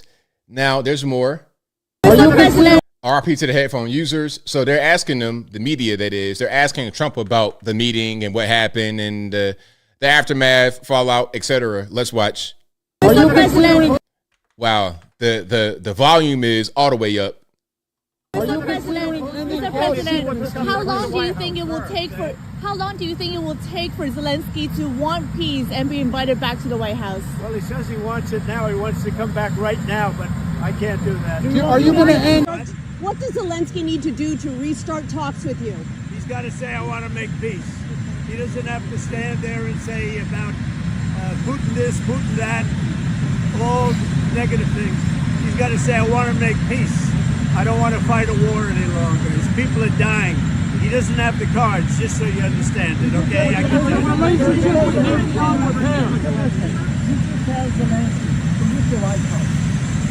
I don't have to tell you. So there we go. So yeah, Trump says, hey, he wants to come back right now. Like, nah, we good. You can come back when you're talking about peace.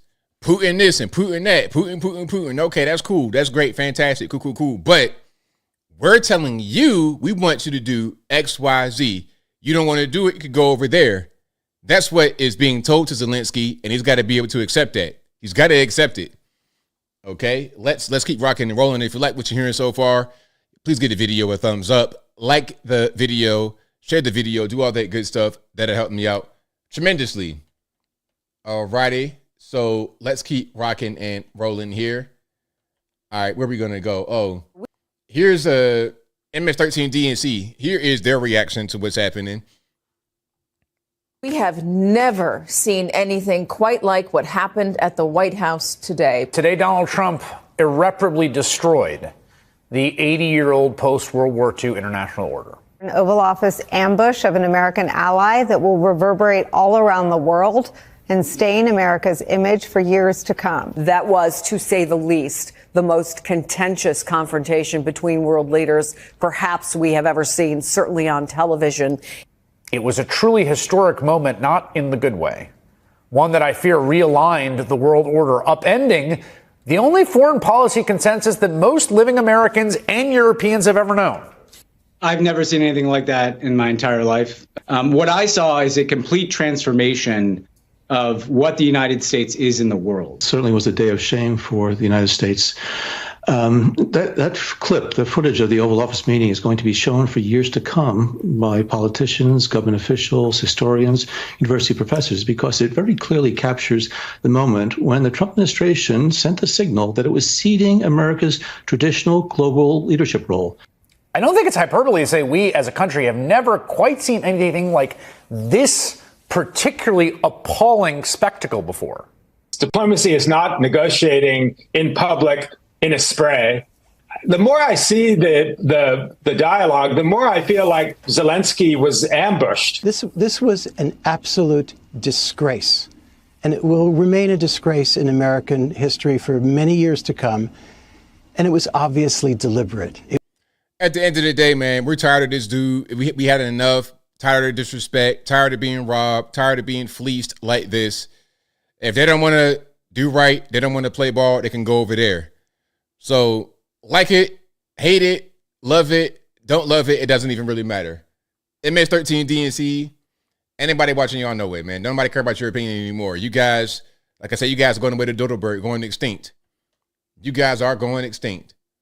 All right. Let's keep on rocking and rolling. You see the way Trump talks to Zelensky? That's what we've been missing. That's what I voted for. That's what I've been looking for. somebody talking with their chin. Who you talking to? This is America. You better be humble when you walk up in here making demands. Who you think you talking to? This big Trump and big Vance. And I like how Vance stepped right in. Trump sat back like a G.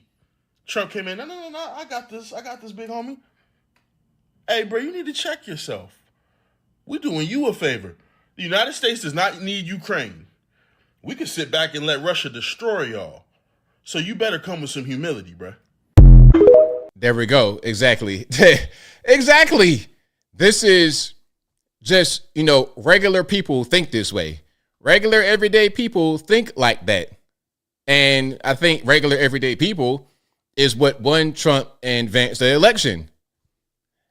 As I said on my Twitter, or on the Twitter sphere, I said at this point it's regular people versus irregular people.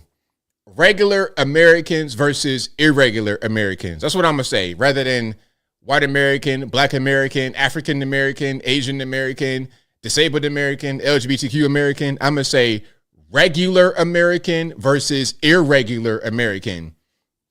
You could be irregular of any color, shape, size, creed, whatever you want. You could be irregular.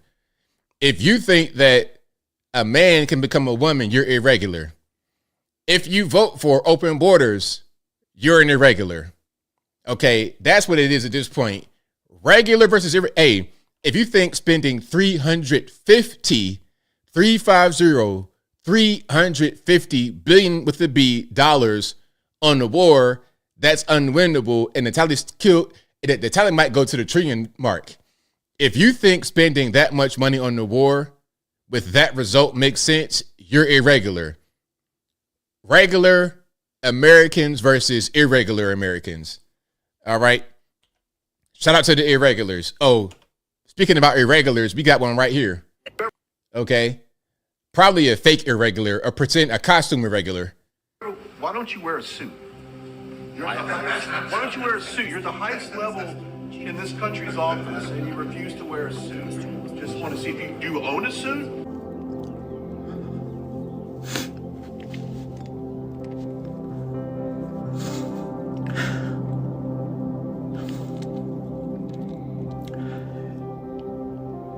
This man is fighting for his country.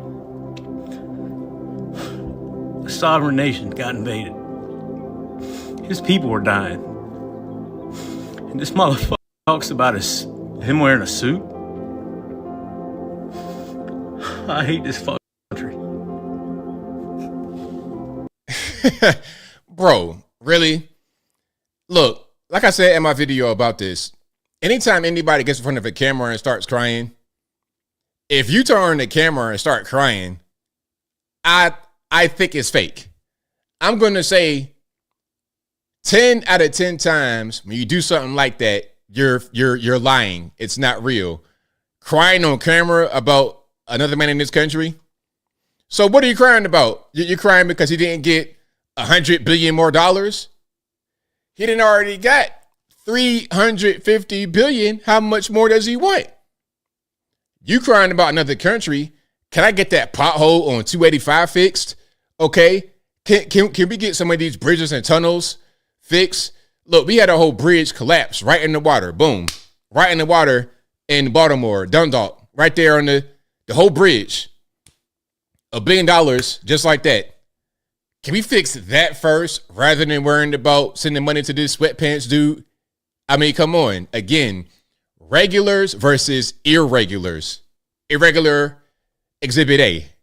There it is right there. Baseball cap, dad crying on camera for TikTok views. That's what that is, really. That's all that it is, man.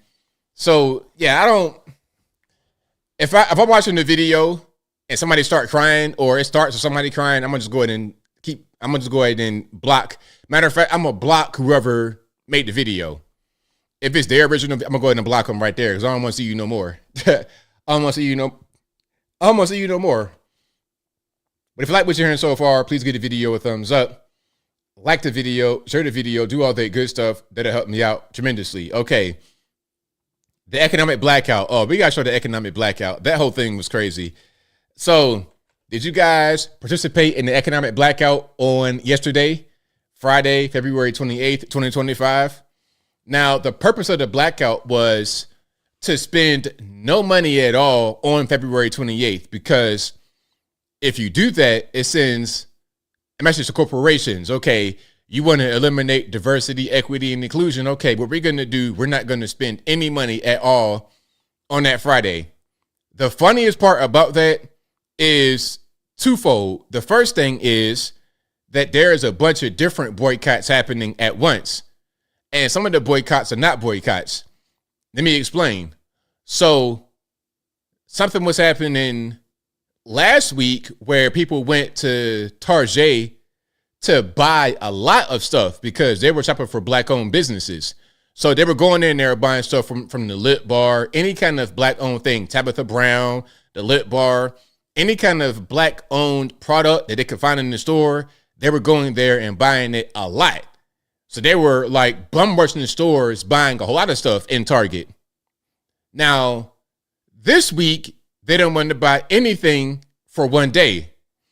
But the funny part about that is people would tell them, okay, we're not going to buy anything on Friday. So if you got to get your groceries, get it early.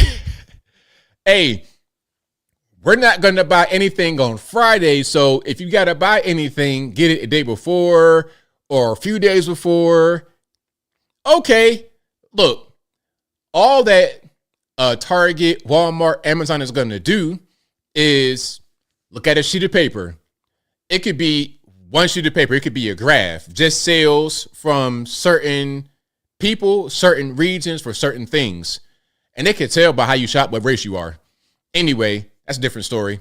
So they'll look at it and see a surge leading up to the boycott and a dip when the boycott happens. I can guarantee, look, I'm willing to bet all the tea in China. I'll bet you every item in my home. I bet you the paint on my drywall in my house that the spike from them preparing for the boycott was greater, much greater than the dip from the boycott itself. So if you are a Target, Walmart, Amazon, etc., all you did was just make money without having to do any kind of promo. It was just free money. Free money. You ain't do no promo. You ain't spend no money on marketing. They did that themselves because they stupid. Their own stupidity made corporations a big bag of money. I guarantee you. Guarantee you. You going into Target to prepare for Friday not being able to shop. When you went to Target, you probably spent more than what you would normally spend in that week anyway. And people went that probably wouldn't have gone to the store at all on that Friday. So the corporations just made money on this either way you go, because they were spending money to buy all the black business stuff. And of course, if you in there in Target, the whole point of a big box store is to get you in the front door with a thing you may like, with a promotion. And while you're in there, you're going to buy other things. Okay, you go to Target to support the Lip Bar. Your whole plan was to get a tube of lipstick for like, I don't know what it costs. Don't ask me the price.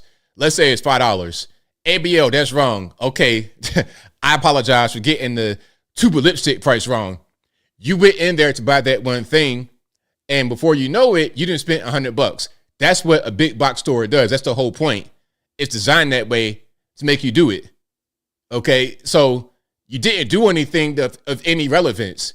You actually made them more money. In their mind, they say, you know what? Do it next year. Matter of fact, do it every month. Because all you're going to do is make us more money, and that's fine. You're going to bring more visitors to our store to buy more items. That's fine. That's fine. Now, let me show you a couple things here. Hold on. Let me show the, what was this? It was the black businesses at Target. And also, hold on. I might not be able to find that one right now. Let me just show you the Consumers let me just show you the boycott. Nationwide are being encouraged to put away their wallets today as part of a social media movement calling for an economic blackout. The grassroots organization, the People's Union USA, describes its campaign as an act of economic resistance, urging Americans to avoid all unnecessary spending for 24 hours, especially at major retailers. Reg Chapman reports on the impact some small businesses are seeing here. On Friday, February 28th, the People's Union will make its first move. It's been circulating around social media for days. The call to... And you know, the funny part is that it's always white liberals behind it, always. You know, but it's branded, it's marketed as a black thing. And you know, the funny part about this video right here you got this random white liberal guy, probably gay, and this is being promoted by Anthony Hamilton. Okay, the singer Anthony Hamilton. You see what I'm saying? So you have a black soul singer promoting a white liberal talking about don't go shop. And the message by him promoting it is it's a black thing. But really, it's guys like him promoting it. You see what I'm saying? It's not about black people. It's about using black people to promote their agenda. Per usual, but I digress. It's been circulating around social media for days. The call to action encouraging U.S. residents to not spend any money for 24 hours. Do not spend money on anything. Not at any major corporation. No Amazon, no Walmart, no banks, no Somebody said gay vibes. You think? Hey, I could tell by his turquoise hoodie and his artwork on the wall that it might be a little bit of fruity activity happening. And his hair is like pulled back. Fast food chains only support small local businesses and essential needs. Activists say the economic blackout is in protest against the influence of billionaires and big corporations on the lives of working Americans. For decades, they have told us that we are powerless, that we have no control, and that this system is too big, too strong, too unshakable. But here's what they don't want you to realize. We, the people, are the system. We are the ones who build. We are the ones who buy, and we are the ones who make this country run. There's no real way to tell how many people are taking part in the economic boycott or if it is hurting national retailers. But Mississippi Market on West 7th Street in St. Paul is community-owned and is noticing an uptick in people walking through the door. But we also saw a whole bunch of people come in last night. We weren't exactly expecting it. Exactly, because what were they going to do? They were preparing for the boycott on Friday. Ain't that what I just said? She laughing because she gets it. She understands what I understand. She's like, they dumb because why would you come in here and shop more in order to shop less? The whole point is to not spend money. But if you're spending the money that you were going to spend on Friday, today, plus more, in the end, the retailers win. So how is that going to hurt the retailers? It's just so dumb. I said it. This is the dumbest thing I've ever seen in my life. I said that in my video. She's saying the exact same thing that I said. But definitely an increase in traffic last night for people maybe preparing last minute to not shop today. Store director. Yes, exactly. So Laura Bowron says people are speaking out about why they are spending their dollars here. Keeping their dollars local and supporting local businesses has been coming up a lot. We also are hearing people talking about the economic blackout today. Maria Metzger is one of many who decided to shop local today. We came here because we wanted to avoid going to Target or Walmart because I was telling my son about the economic blackout. What the blackout is to spend no money anywhere. See, they don't even know what it is. Some just say it's like to boycott Target and Wally World, the big corporations. No, it's to not go and do any shopping. They don't even know what the protest is. That's why they're dumb like that. They see something on the internet and they halfway listen. They can't read at all. So they don't know what's going on. And how? Hey, kids, reading is fundamental. It's fun to mental. How about that? Fun to mental. This is a form of protest. Reg Chapman, WCCO News. My. I mean, good night. Okay, and I found the other video I was looking for as well about the black businesses and all that kind of good stuff. Hold on. Now, okay, you got ads. All right, let's not play the ad music at all. Let's just go ahead and let that pass. It's on the website. It's not on YouTube. All right. As anybody else's dollar. And so we're trying to make that impact here by demonstrating that. And there were a lot of people flocking to a Southfield Target today, buying all the black-owned products that they could get their hands on. packed, packed. But okay, so this long line stretching across. This was February 23rd. So when was this? This was just this Sunday. This video was published this Sunday. And they just did the blackout where they do no shopping on Friday. So you overshopped on Sunday for black businesses at Target, not just in Detroit, but all over the whole nation. And you overshopped the day before and a few days before Friday to prepare for the blackout on Friday. The blackout was supposed to be no shopping, but some people thought that it was just not shopping at Target and Walmart. Across the store, shoppers lined up for their adding of support. Yeah, black churches across the nation are organizing this effort after Target rolled back on diversity, equity, and inclusion policies last month. Fox 2's Camila Mary has that story. We ain't walking. We ain't staying out in the cold. We just going in the shop, and we're going to shop black today. Hundreds shopping black at the Target store in Southfield Sunday afternoon. No, we have the same rights as everybody else. So we want to support those folks that have worked hard to get their products on the shelf here at Target. It's all in response to Target scaling back its diversity, equity, and inclusion initiatives after President Trump signed an executive order ending federal DEI programs his first day back in office. So a comment right here. Humongous Shift says, I'm confused. Me too. Me too. You are not alone. Shout out to Michael. We're standing strong together to let them know that our dollar matters. And that we deserve to be treated with dignity and respect. And so we people are asking me in the comments, what's a black product? What does it mean to shop black? I'm not quite sure if it's sarcasm, but I'm gonna just answer. So basically what they want to do is buy products that are owned by a black person. For example, there's a company in Target called Lip Bar where they sell lipstick and stuff. That company is owned by a black woman. So they want to go support those products that are owned by black people. But of course, it's a big box store, which is designed to get you in there with the thought of buying one thing or two things, but you leave with a whole cart full. You go into Walmart wanting to spend $5, you end up spending $178.95. You go in there for some air freshener and toilet paper, you come out with, that's a crazy combination, about to blow the bathroom up. Anyway, you go in there for that and come out with orange juice. You come out there with a steam mop. You come out there with baby formula. You come out there with a chair, dining room lamps, all of that in your cart. That's the whole point of a big box store. stand together, this being one of many actions. Inside the store, shoppers filled the aisles, many of them with lists. Target employees helping them find the items they were looking for. Long lines at checkout, sending a strong message about the power people have when they come together with a common goal. We take this opportunity as a galvanizing moment and as an organizing moment. We want access and we want opportunity. This is our time and we're going to fight it, and we're going to fight it until justice comes.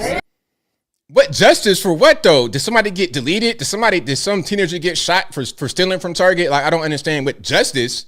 What you mean justice? I don't get it. Like, the main thing that I was wondering about is what's the purpose? What's the reason? What's the goal?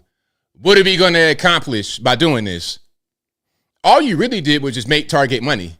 That's all you did. You didn't do a thing to hurt them. You actually helped them. If I was Target, I wouldn't even try to combat it. I would like, yeah, you know what? We got a problem. So then when you think there's a problem and you think what you're doing is helping, you keep on doing it. All you're going to do really is just promote shopping, promote the spending of money. That's all you're going to do. But anyway. Fox 2. Detroit, all over the country, the community, the white liberals never change. Well, actually, you know what? Just do that kind of stuff over there. I don't really want to be involved with what you got going on, okay? And you know what? How about this? If people want to boycott Target and whatnot in a liberal area, and let's say I want to go buy some things and I don't want to be bothered by humans. I like humans, actually. I'm a small talk kind of guy. I'll talk you to death. I'll talk to anybody in the street. I don't care who you are. I'm a talker. So I like small talk. But maybe one day I don't want to have small talk. So I'll go to Target in a liberal area on the blackout day because y'all not going to be in there. And I won't go the day before because it's going to be packed. The day before a blackout will be like food stamp EBT card refreshment day. I don't go to Wally World or anywhere like that on the 1st through the 5th. You know where I'm going to go tomorrow? Hey, I got to go to the store and get a few items tomorrow morning. You know where I'm going to go? It ain't going to be Wally World. It ain't going to be Target. It's going to be Costco. I know they got the whole DEI thing going on, but look, check it out. I didn't pay my money for my Costco membership. I mean, I'm going to Costco. I don't care. And the thing about Costco, having the paid entry, it reduces the dregs of society from being in there. I'm not really going to see a crack smoker tweaking out in the Costco aisle. I'm not going to see somebody in there with baby's kids running amok in Costco, okay? I'm going to see civilized humans in Costco minding their business, getting their products, not woke, not weird, because it's the financial element. Same thing with going on Spirit versus going on Delta. Y'all know my story with Frontier Airlines. I found we had a whole smoker, a fentanyl ferry on board with us, okay? That's because you could get a ticket for like $5, okay? You're able to go from Los Angeles to LaGuardia, JFK, New York City for $5 on Frontier. But on Delta, that'd be $1,200. I'm exaggerating, but you understand what I'm saying. It's a barrier to entry. The cost prevents the ne'er-do-wells from being in a certain place. Simple as that. But anyway, if you like what you're hearing so far, if you enjoy the content in general, please give the video a thumbs up. Like the video, share the video, do all that good stuff. That'll help me out tremendously.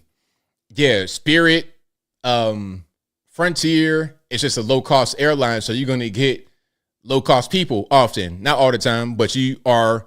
Sometimes I go on Frontier, it's fine. There's no problems. Before I had the Frontier incident with the fentanyl ferret, the guy who OD'd or whatever had to get Narcan on the plane, which was crazy. Before that, I went to Miami, and when I came back, we saw some BBL people on there. And that's crazy. You ever seen the BBL person fly? They be sitting like pit bulls in their chair, like a Rottweiler, German Shepherd. Like you ever, have your dog in the car, and he could kind of like put his arms up on the backrest. That's kind of how they be sitting in on the flight, because they can't sit on their hind parts. They gotta, kind of kneel in the chair and face this way. I don't know how you could do that on the airplane. If you can't like sit in the seat and put your seatbelt on, I don't know how to let you do that, but I did see that. And I also saw like a medical transport. You guys ever see medical transports in your community where they take an old lady to the doctor's office or whatnot? They got another one where it's a BBL transport. It's like a hearse. Okay, it's like a hearse. You can go in there and just lay down flat and get transported that way rather than sitting down. They put you in the back of a hearse and transport you that way to your appointments and whatnot. So the moral of that story is, to the young ladies out there, do not get a BBL. That's going to be a very invasive and dangerous surgery, and you're going to look crazy trying to recover, trying to sit on airplanes like a German Shepherd, like a pit bull, Rottweiler, Jack Terrier. It's going to be a mess. But anyway, let's get to some super chats. Then we're going to get to the calls. The number to call is 434-658-1220. Again, 434-658-1220. Oh, also, they're going to shut down Skype. I heard it. They're going to shut down Skype in May. After 14 years of Microsoft owning it, they're going to shut it down in favor of Microsoft Teams. So that means at a certain point, I got to switch my program. I got to use Teams or Google Voice. So look out for that. I'm not sure what that means for my phone number. If I got to change it, I don't know. But do you guys like Microsoft Teams? It's like a meme on the internet. I hate Teams. Microsoft is shutting down Skype, and they're going to replace it with Teams. So we'll see how that works. I don't know why they're shutting down Skype, because they currently have 32 million users active on Skype. I don't understand why they're doing this. I don't really get it. It's weird to me. It's not as big as it was, but it's still a pretty big product. I mean, 32 million people still. It's not 500 million, but it's still 32 million. So yeah, MRock says Skype is going to be gone May 5th. So you guys say Teams sucks. Teams is cool. Teams is on use it for work. Teams is gay. I'm seeing mixed reviews. I'm seeing some say they like it or they say it's okay. And then some say it's not. Oh, also another update. Next Sunday, not this Sunday, but next Sunday, March 9th is daylight savings time, and we spring forward, so we lose an hour. It's a good thing and bad thing. Bad thing because my sleep schedule is going to be all to pieces. It's going to be a mess. That's the bad thing. The good thing is that I get an extra hour of sunlight, which I love. I love it. I'm loving the days getting a little bit longer already. It's like 6:45 when the sun goes down. I love it. And where I live, we get the most amount of day. Because I'm like, once you go to Nashville from here, you're in a central time zone, which is only maybe about 2.5 hours away from me. So we're pretty close. And I think you actually go to central time once you get to Mount Eagle. So that's like an hour away. We're right basically on the boundary of Eastern time and Central. So we get more of the day than most people would get in Eastern time zone. A lot of you guys will probably get sunset like 6:15, 6 o'clock, something like that right now. When is sunset for you guys where you live? For me, it's about 6:45, maybe 6:30 right now. And when we're like in summer, getting toward the equinox or whatever that is in August, we'll have days that last until like 9 o'clock, 9:30. All right. So shout out to you guys. I appreciate y'all for being here. We got super chats on deck. I'm going to read those. Then we're going to get to the calls.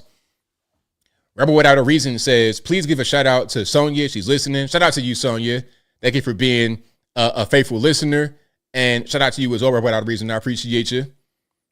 Okay, so you guys saying 6 o'clock, 6:15, 6:30, almost 7. Where you at, Torian?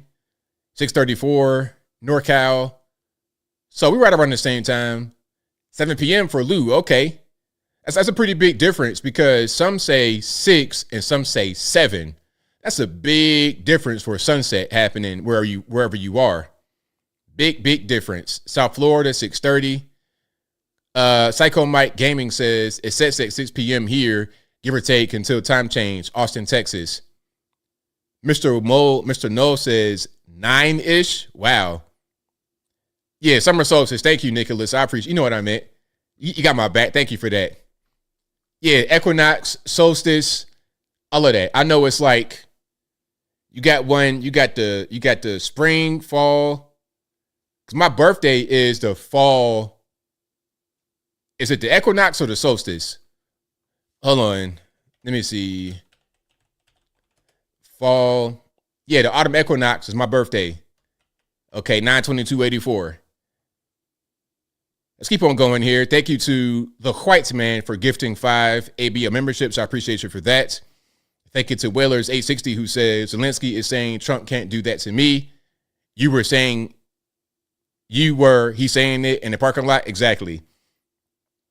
Thank you to Dolores Renteria for your super chat. Thank you to Brian Henderson who says, I wouldn't be surprised if the Democrats told Zelensky to put on his clown show. I wouldn't be surprised either. Not in the least bit, because really he could have just kept quiet and it wouldn't have been the problem. But he wanted to buck off on him talking about, what the diplomacy you talk? Just don't say anything, Zelensky. Just accept what we're trying to do here. Don't try to get in the way and interfere. Just accept it. And thank you to, for all ages. Happy birthday to Dwayne and many more. Shout out to Dwayne. Have an enjoyable birthday. Have a great time. Don't get in no trouble. Enjoy your birthday, Dwayne. Shout out to you, boss. Thank you to Michael Critchlow who says, annex Ukraine. That'd be funny. Thank you to Dolores, pardon me, for your super chat. Thank you to Val for becoming an ABL supporter. Thank you to Cheryl for becoming part of the ABL squad.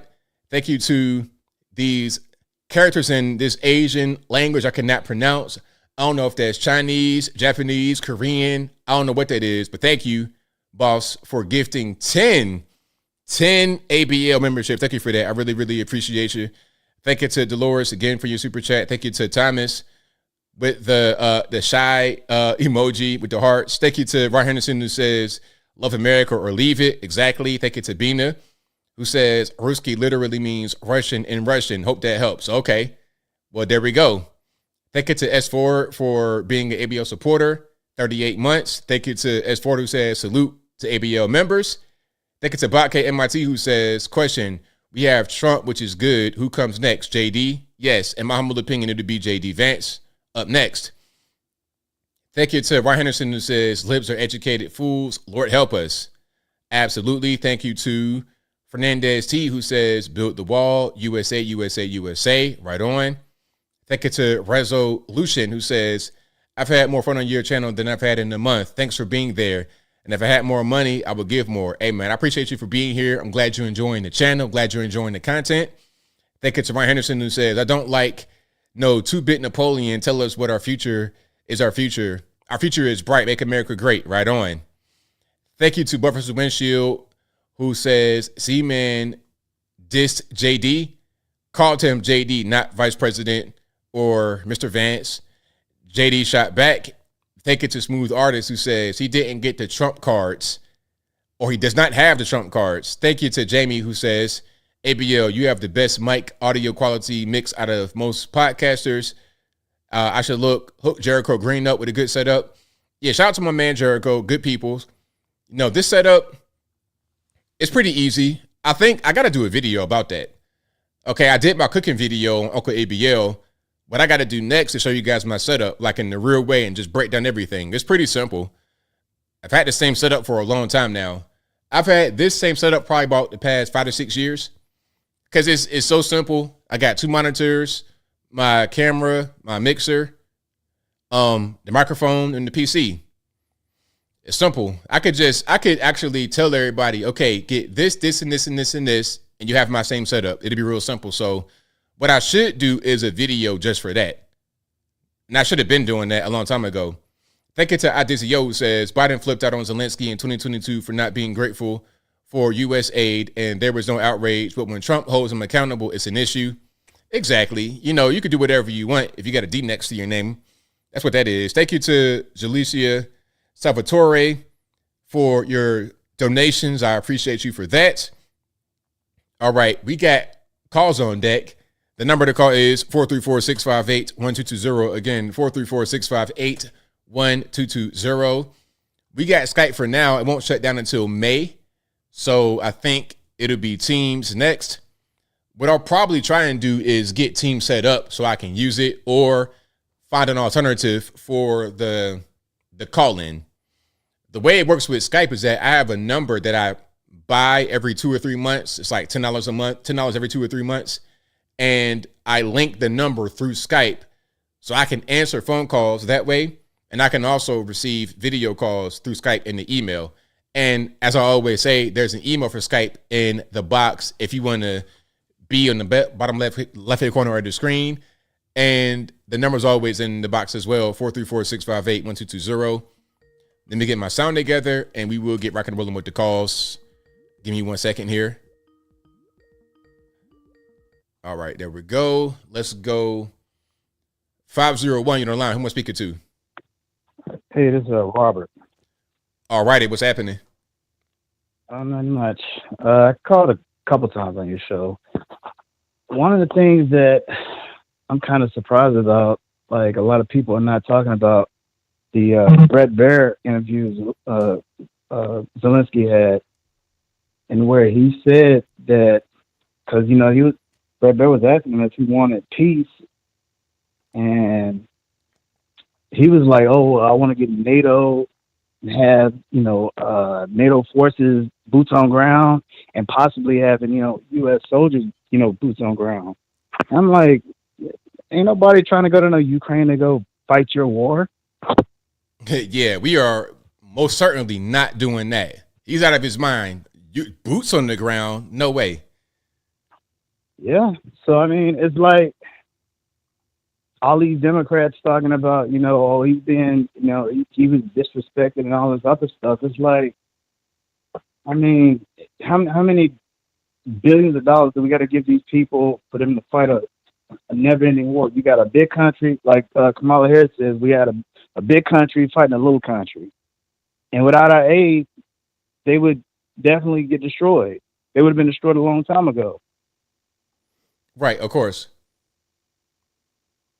But I think it's just crazy that like the guy in the blue shirt that you showed, like all these. It's funny that all of these Democrat males are all crying, and you can tell they're low testosterone males because they're so weak. Of course. I mean, I think it's just crazy that we're going through all this crazy stuff. And I mean, I the biggest thing that I'm worried about is, you know, if this guy, you know, he decides to, you know, keep pissing Putin off, that Putin's going to nuke them or nuke somebody else. And we don't need Ukraine becoming part of NATO so that they can, you know, be part of, you know, we got to go and defend them, because that's what he wants. He wants to be part of NATO, so we have to literally help defend these people. Because one, all these Democrats keep saying that, oh, they're our allies. They're not our allies. We don't have a treaty with them, and they're not NATO allies. Right, exactly. Yeah. I talked to you a while ago when I was telling you that I was about to, you know, I was in school. And so, like, this is my last semester, and I got some crazy teachers because they're crazy, stone cold, stuff down liberals. Like, this one guy, he likes to make these little funny comments. Like, he was talking about, like, you know, Trump. He said something, you know, under his voice, and I heard it, and I'm like, you know, I get mad, but I'm just sitting there and I'm just listening to this guy. And then he was like, oh, yeah, I agree with what the Pope says about, you know, whatever he says. And I'm like, I'm thinking the Pope is not even really, he's not even really religious. If he believes that, you know, two men can get married and all this other stuff, it's like, that's not in the Bible. Right. So anyways, man, thanks for replying to my call. Thank you for the call, man. Definitely appreciate you. All right. All right. Shout out to the caller. Keep rocking and rolling here. The number to call, you know what it is, 434-658-1220. Let's go to 786 on the line. Who am I speaking to? Mr. Anthony Brian Logan, how are you, sir? I'm doing well. About yourself? Yeah, I got to say, with what's going on in the world, I just had a hard time thinking about where to begin. But I didn't hear you. I admit I came in the show late, so I shouldn't say this, but I didn't hear you. Maybe you did talk about Social Security and what was discovered with it. I've not heard. Yeah, because I was looking at some of the numbers, and apparently there are almost 27 million Americans that are age 100 and over receiving Social Security payments. Yet the population of people in America 100 and over is maybe about 500,000. And I got out the calculator a little bit, and so I figured, okay, let's say 26 million people who are not alive past the age of 100 out of those Social Security recipients, multiply it by about $1,900 per month. I think the average recipient gets like $1,976. So I took 1,900, multiplied it by 26 million, and then multiplied it by 12, which of course the number of months in a year, and I came up with just a little under $600 billion for 1 year. Apparently going to Social Security residents that are not alive, apparently. Okay, yeah, I think I did see that, yes.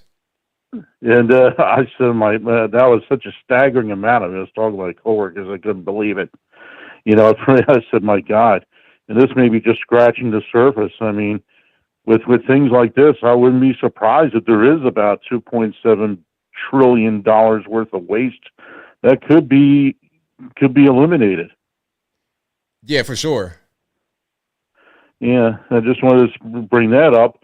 And I also wanted to bring up, I know we're a little sentimental, my wife and I, because when we first started talking on other sides of the world, when my wife was still in Indonesia, we were talking on Skype, and she was the one who brought it up today. Oh, by the way, I must reveal myself. I am Amrox with a super chat who said Skype gone May 5th. She was the one that told me. She read it. That the last day is May 4th, and then as of May 5th, it's bye-bye. Yeah, that's definitely a thing. I mean, it's been around for a long time. A lot of people use it. You know, people get, you know, they start relationships on it, speaking to long-term girlfriends. Like us. yeah, it's a real thing. So, you know, it's definitely kind of sad to see it go. Yeah, that's for sure. All right. Well, this time I'm keeping it short and sweet, and I know you got 10 trillion callers after me, and I'm sure that they're not like those Social Security recipients. They are real. So, anyway, take care. God bless, and have a good night. I thank you for the call. Appreciate you. All right, sure thing. All right. Shout out to the callers. Keep on rocking and rolling. You know what the drill is. 434-658-1220. Let's go. All right. And the phone lines are jumping, so please be patient with me. All right. Where are we going to go next? Let's go 801. You're on the line. Who am I speaking to? Hey, ABL. This is Jason Lemon from Lake City, Utah. I just wanted to call, and I figured this would be a perfect time because you had mentioned something about federal employees getting the week backlog that they have to do. I was a federal employee. I was a hotshot firefighter for the Forest Service for 20 years, and I worked through 4 or 5, maybe 6 different Forest Service agencies. And when I applied to be a federal employee, I had to sign a waiver saying that I agree that I could be fired or laid off or lose my job at any given moment. And I had to sign the waiver to agree to that. Because that happens with the federal government all the time, and it's happened to me. That's really honestly all that I wanted to say is that these people should know that, because when you apply for a federal position, you actually have to agree that you could lose your job at any time without a notice. Well, it makes sense to me. I mean, you know, and people that are here talking about certain things, it's like, well, you knew what it was when you signed up for it, so it really shouldn't be a surprise. It may be inconvenient, of course, when you lose your job, but you knew what it was when you signed up, so that's part of it. Right. Yeah, and as far as doing like a backlog of like what you did in the last week, that's called a task book. And like I had to do task books as a hotshot firefighter to be able to like move up in the position from like being like a regular crew member to like a squad boss or like a crew boss to an incident commander. And I made it all the way to IC5, which is like I can be an incident commander for a forest fire up to like 200 acres, whatever.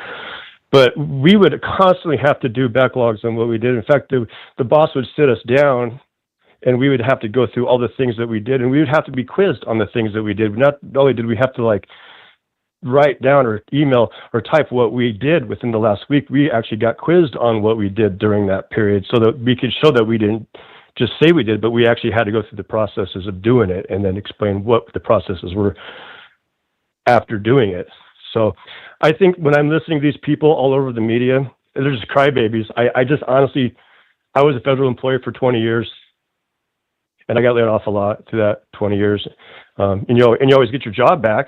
It's eventually you'll get your job back because you'll just apply for another position somewhere else. And that's the process. But that's all I wanted to say, Anthony. Well, thank you for the call, man. Definitely appreciate you. All right. Bye. All right. Shout out to the caller. But yeah, so it's like, okay, if you sign up and they say, okay, this can happen to you, you might lose your job at any time, then why is it a surprise if you lose your job? Why is it like, okay, Elon Musk is a fascist or racist or whatever? Why is that even a thing? You know, why is that even a thing? It's just kind of weird. All right. But again, a number to call 434-658-1220. And the Skype email is always in the box. All right, where are we going to go next? And the lines are blowing up. Let's do. Okay, that was. Oh, there we go. 310. You're on the line. Who am I speaking to? This is Ron from Georgia. How you doing, my brother? I'm doing well. About yourself? Oh, it's another big week. Man, we had a lot of great things happen this week. Man, even the first was a cabinet meeting. Oh man, that was awesome. One thing I noticed that they actually opened up with a prayer. I mean, a heartfelt prayer for the cabinet. And one thing I noticed that everybody in the room bowed their heads as a man, calling the Lord for their guidance. And that's what's needed in today in this here country, that these men be led by the Spirit of God for our nation. And that's imminent. And, looking this whole week, that was a good start. That was a great start for this week. And even to the point that Zelensky come into the Oval Office. I mean, like I said, he come in here with his khakis and jumpsuit and everything like that. I mean, total disrespect. Like I said, you dealing with a whole different cabinet, whole different leader for America today. That we're not playing with you or these people coming to get our money. The thing about it is this: is that you come with us with respect, and like I said, that was total disrespectful. Coming like that, like he's just coming to, business as usual. It's not as usual. Right now, we've got a businessman in the office. We got somebody that really love our country, not trying to sell it down the road and everything like that. The grift is over. It's time to get your mind right. And that's the thing about it. Get your mind right today in America, because we're not playing with it. It's America first. We need our money here. We're not just going to be wasting our money over there. And that's the thing about it. That's what he wants us to do, continue waste our money over there. And I like it that Trump just went ahead and just, after all the kerfuffle that with J.D. Vance, I love it that J.D. Vance took the point. He showed that he got some huevos too. Continually, pressing him about that, and then Trump, back him up, say, you know what, he's not shouting. Now I'm gonna shout at you. Not only that, I even saw Trump like push him on his shoulder, like, brother, get back, get your mind right. This is not going to happen here. You know what I'm saying? And then, like I said, after the whole thing, Trump said, you know what, this is great television. We're going to end this here thing. Give him the boot. Take the door. You're not eating no food here. Food for the staff. And the staff got that grub on that day. And what he got? He got rocks. Get on that plane. But one thing I noticed that he went from here to Europe, and guess what? They're getting on the bandwagon for him. That's okay. We want you to get on the bandwagon for him. Let us get our money out of there. You put your money in there. That war's going on in your backyard, not in ours. And we prefer to keep it over there. And that's the thing about it. You know what I'm saying? We're tired of this nonsense that, like I said, the European Union and everybody else trying to take advantage of our country, and we're not having that no more. We're not having it no more. Like I said, when all these tariffs go on effect, reciprocal tariffs, you charge 10%, we're going to charge 10%. You don't want our equipment to come in here. We don't want yours to come over here. And if we start doing things like that, they're going to leave us alone. It's going to be fair trade all the way around. That's what we need today. And I love it that the fact that if you notice that his one of his ambassadors, she put her hands up on her face and put her head down. She said, "Oh no, you stepped in it big time. I can't believe what's going on right here." Man, I almost fell out laughing looking at that, because she knew that he was just messing up big time. And even when he got back, some of the leaders over there, in the government said, "Why did you do this?" Now he got to come back groveling to America. You don't go in their country disrespecting the president. And that's what he did. He disrespected the president. He disrespected us. That's our money, like you said. And when Trump said that we're not going to go ahead and give you no more money, we're not going to do anything like that, oh, yeah, you're going to find out what time it is. I saw one of the journalists talking about, what if Elon pulled back his Starlink? No, then we can't even communicate. Hey, he got that power. Turn that off in that neighborhood right there. Now let's see you guys go ahead. What you going to be doing? Flying pigeons from camp to camp? Oh, yeah. You're going to find out the real right there. But that's crazy. That's crazy. And as far as the black boycott, hey, I spent my money yesterday, and I'm going to spend my money tomorrow, But it's just great to be in America today, seeing somebody that really love our country, and the true patriots love our country. These leftists, the Democrats, want to come against everything what we're trying to do. Hey, you know what? I am not with it. They are against America. We are for America. I love my country, and I love everything what our country is trying to be. And like I said, the future is great ahead. Not what they want us to be, not what they want us to be. We are not girly men. We're real men. And men protect their family and their country. I love you, my brother. I love America. Love everybody in the chat. Brother, you are still one of our awesome friends. I can't wait till you come to Atlanta, brother, because I'm going to be there. I love you, man. You just take care, okay? Thank you for the call, man. Definitely appreciate you. All right then, buddy. Bye-bye. All right. Great call as always. Shout out to you guys for being here. If you like what you're hearing so far, please give the video a thumbs up. Like the video, share the video, do all that good stuff. That'll help me out tremendously. All righty. Phone lines are still jumping. Y'all hang in there with me, please. Let's keep on going. And let's go. 469, you're the line. Who am I speaking to? This is Joyce. All righty. What's going on? Okay. I know I'm sorry about that. I wanted to ask you a question because I know I sent you the super chat, but my thing glitched or something. But I was wanted to say, Zelensky was looking like a kid in the principal's office when he was getting scolded. He did. And then I wanted to ask you, how do you feel about if a World War III did happen? I hope to God it doesn't, but how would you feel about that? Well, if that happens, it's pretty much a wrap for humanity. Like, if that happens, you're talking about nuclear weapons, so I don't want that to go down. So, yeah, that's going to be the ultimate bad thing that could ever happen.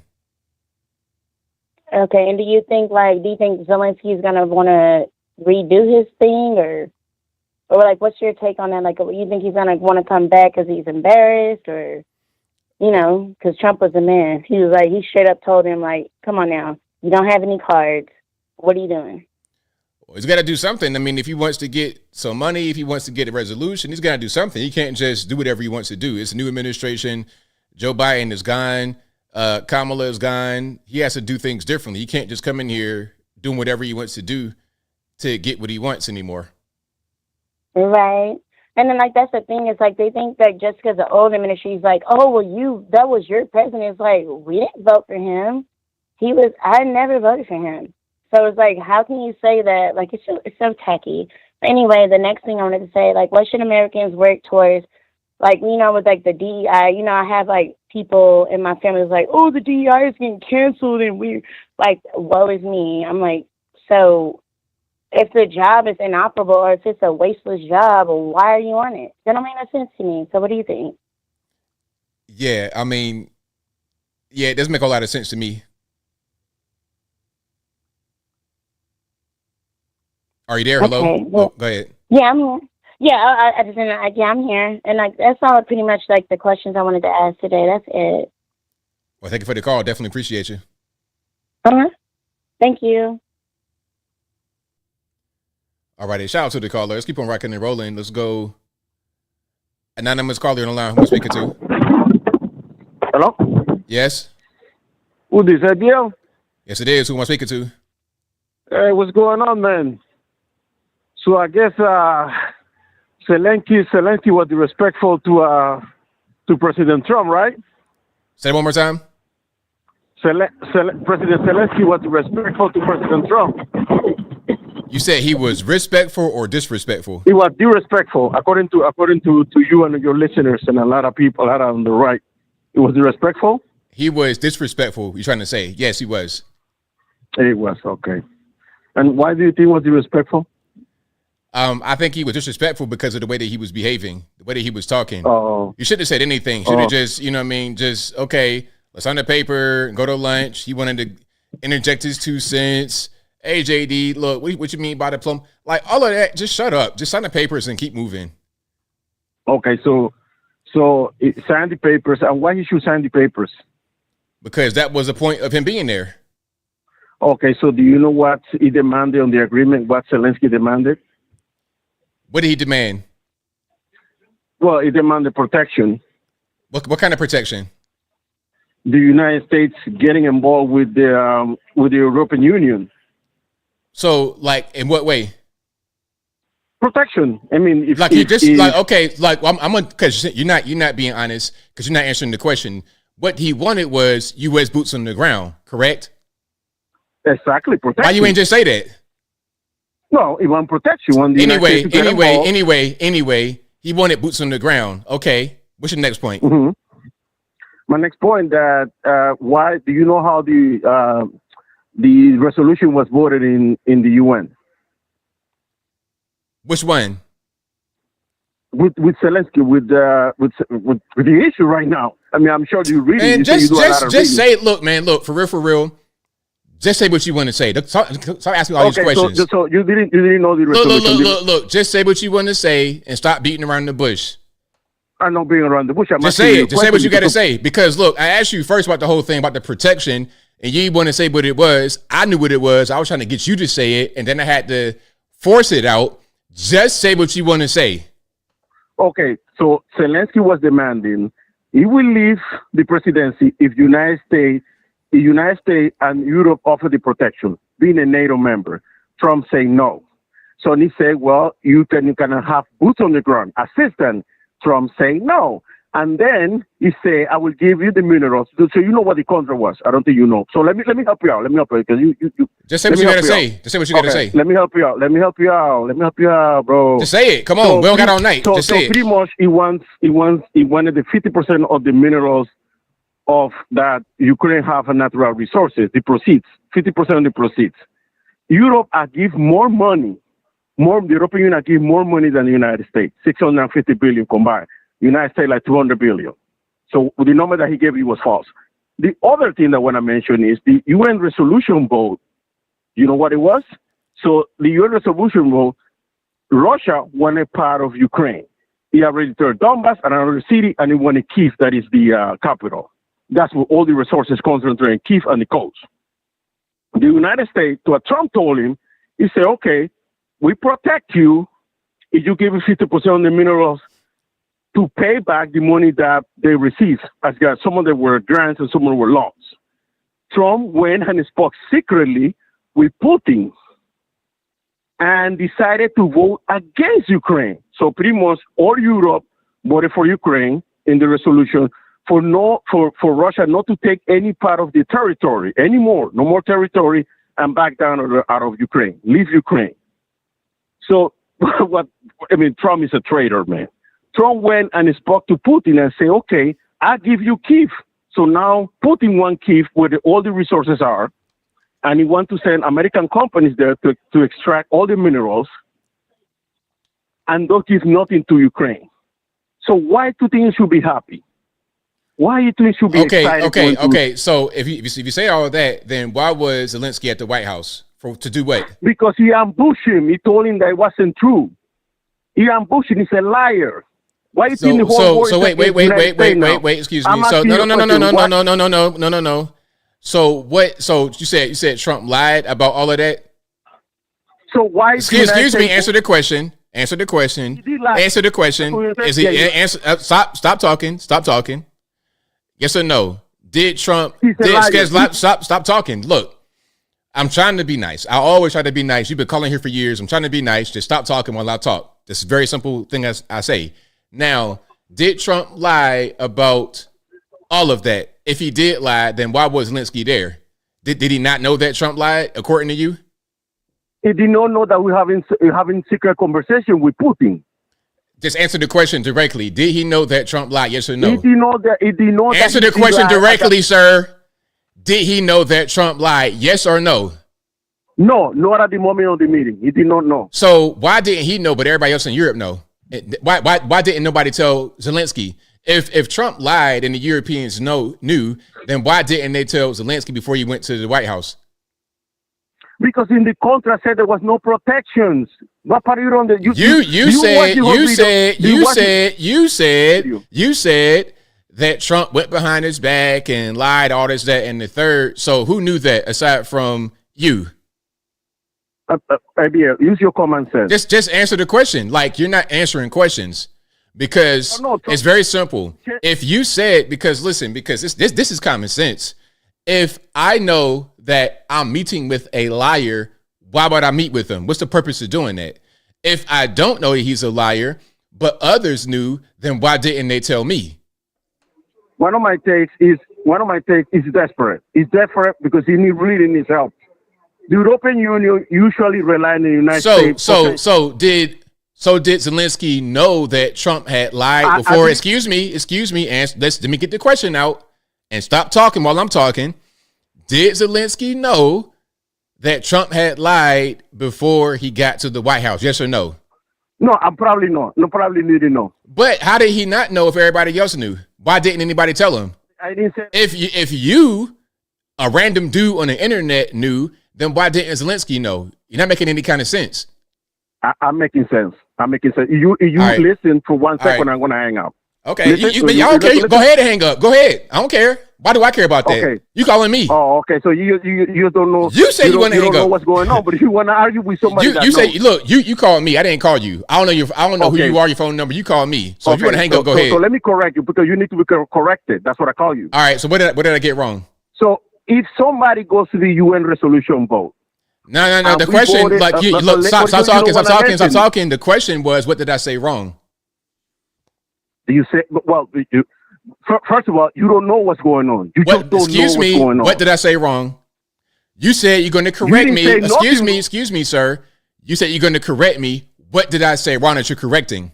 I have to correct you because you don't know why Zelensky was. No. You got to understand how to use the English language. Correct me means that I said something wrong and you're going to fix what I said to the correct thing. So do you want to correct me or do you just want to add information that I didn't say? Which one is it? Well, you said it was irrespectful. He went to ask for money. He didn't went to ask for money. He went to sign an agreement. I didn't say. That's what I said. I didn't say nothing about him. I didn't say. I said he went there to sign papers. You don't even listen. You're trying to correct me and don't even listen to what I said. You said it in your video. You said it on your own video. Knucklehead. What did I say? What did I say in my video? What did I say in my video? You said that Zelensky went disrespectful because he went to ask for money. And he said that wasn't went to ask for money. He went to sign an agreement where Trump did not hold their own bargain. The bargain was, give me protection. I leave, have Ukraine be part of NATO. He said no. In the resolution, the only country that voted in favor of Russia. Okay. Now you're repeating yourself. You're repeating yourself. At the end of the day, you're repeating yourself. There's nothing I said that was wrong here.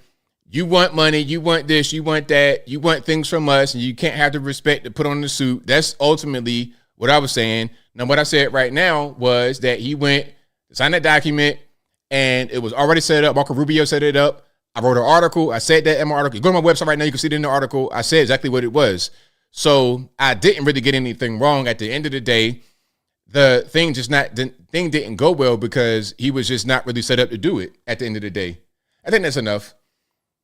If what he's saying is true about Trump lying, and he knew that, just a random guy on the internet, and the Europeans knew that, then why didn't Zelensky know that? Why didn't nobody tell him? How are you going to get set up when everybody knew what was going on before you went there? It doesn't make any sense. Anyway, shout out to him. Let's keep on marketing and rolling. The number to call is 434-658-1220. Let's go to 513 in the line. Who am I speaking to? Hi, my name's Shelly. I wanted to give some food for thought, not related to Zelensky, but it actually goes along with it. This is a good opportunity to realize we all have our own things that we should be doing. Trump cannot fight all of our battles. Let him deal with the big dogs, and everybody else, in my opinion, needs to start getting active on the local level, the city level, the county level, and the state level. It seems to me like Mega is getting off track here, focusing on, poor people. Look, sir, I'm 45 years old. I'm a cancer survivor. I had to leave my nursing career. I have a special needs child. I'm a homeowner. Yeah, I'm on $200 a month for food stamps. I don't want to be attacked for it. I don't want to be ashamed for it, okay? I pay more in property taxes than I get in food stamps. We have major problems here. We have trillions of dollars being funneled out away from us, and we're focusing on poor people, fat people, the hood. You know what I'm saying? I don't really. I'm not quite sure. So who's focusing on that? Well, first of all, MAGA is not only loyalist. MAGA is not only Republicans. Most of my generation are independent. I'm registered independent since I was 18. I'm not a loyalist Republican. I want the rhinos to be held accountable. I'm not afraid to call out my Indian mayor. I'm not afraid to call out someone because they're a different race. I don't care. I'm 45. I don't care. Just because someone might line up with my party, leanings, I'm not going to give them a pass. Okay, but I'm just not quite understanding, like... My point is, everyone on food stamps is not a Democrat. There's elderly people. There's handicapped people. DEI, for example, it exists because mega boomers want everyone to have a job paying taxes. We pay people not to work for a reason. If you have to deal with idiots at workplaces, just remind yourself it's because of DEI. We are not based on our worth because we pay taxes. I'm not quite understanding, because like where have you seen this conversation about food stamps and whatnot coming from MAGA? I'm not quite sure. I think a lot of the conversation is about illegal aliens being on government benefits, people that don't deserve it. I think a lot of us want people that actually work and do things to be helped more than those who want to smoke drugs and commit crime. Okay, but that's making the assumption that every single person on food stamps is a drug addict and doesn't work. You didn't hear what I... No. You weren't listening to what I told you. You didn't listen to me. I said, listen now. You got to listen to me. I said that we don't want illegal aliens on food stamps. We don't want drug addicts on food stamps. We don't want lazy, shiftless people on food stamps. We know there's veterans out there. There's elderly people out there. There's actually disabled people out there that need these things, that need these resources. People that are actually hardworking Americans, or those who are not able-bodied, should be those who get them, especially the elderly. Okay, that should be who gets helped, not people that have never done anything and they want to smoke crack. Just because, excuse me. I'm sorry. Just because you have some bad people who use food stamps does not mean that everybody on food stamps is bad. And I think the majority of us know that. I don't think the majority do know that. But what are you judging that on? What are you basing that on? Because you don't really see MAGA, okay? Because MAGA people, you know who they are. You know who your people are, okay? I've been active in politics and parent groups and neighborhood groups for 20 years at least. Okay, you don't hear anyone defending that argument that you just made, right? I disagree. I disagree because that was the whole thing. I said it like during the campaign for the 2024 presidential election. I said the biggest issue is the illegal aliens and migrant crisis. I mean, I covered it. I covered people in New York City talking about it on camera, talking about how, okay, we're poor, we're here in this community, here come the illegal aliens, and now we're fighting them for resources. Fair enough. Excuse me. Okay,